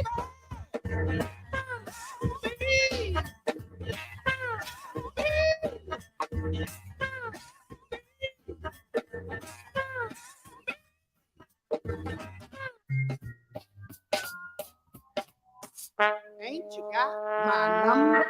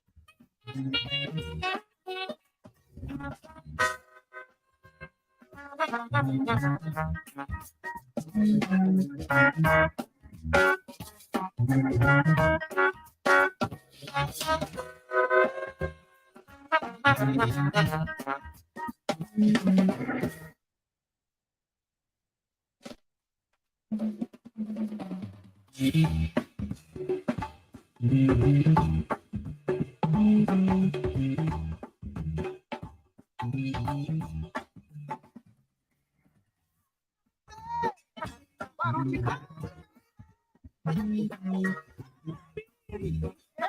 I'll be there. Come on, come on. When you get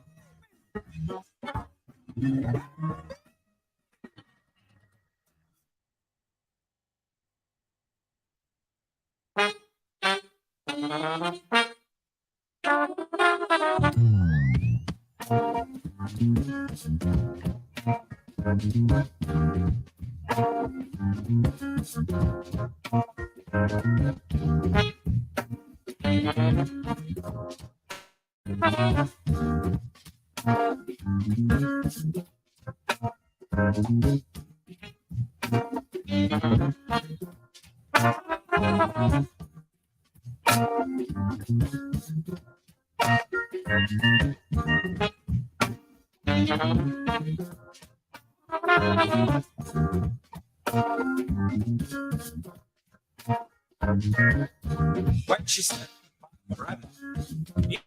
Why you? What she said, goodbye forever. I want to take my tea. What she said, goodbye forever.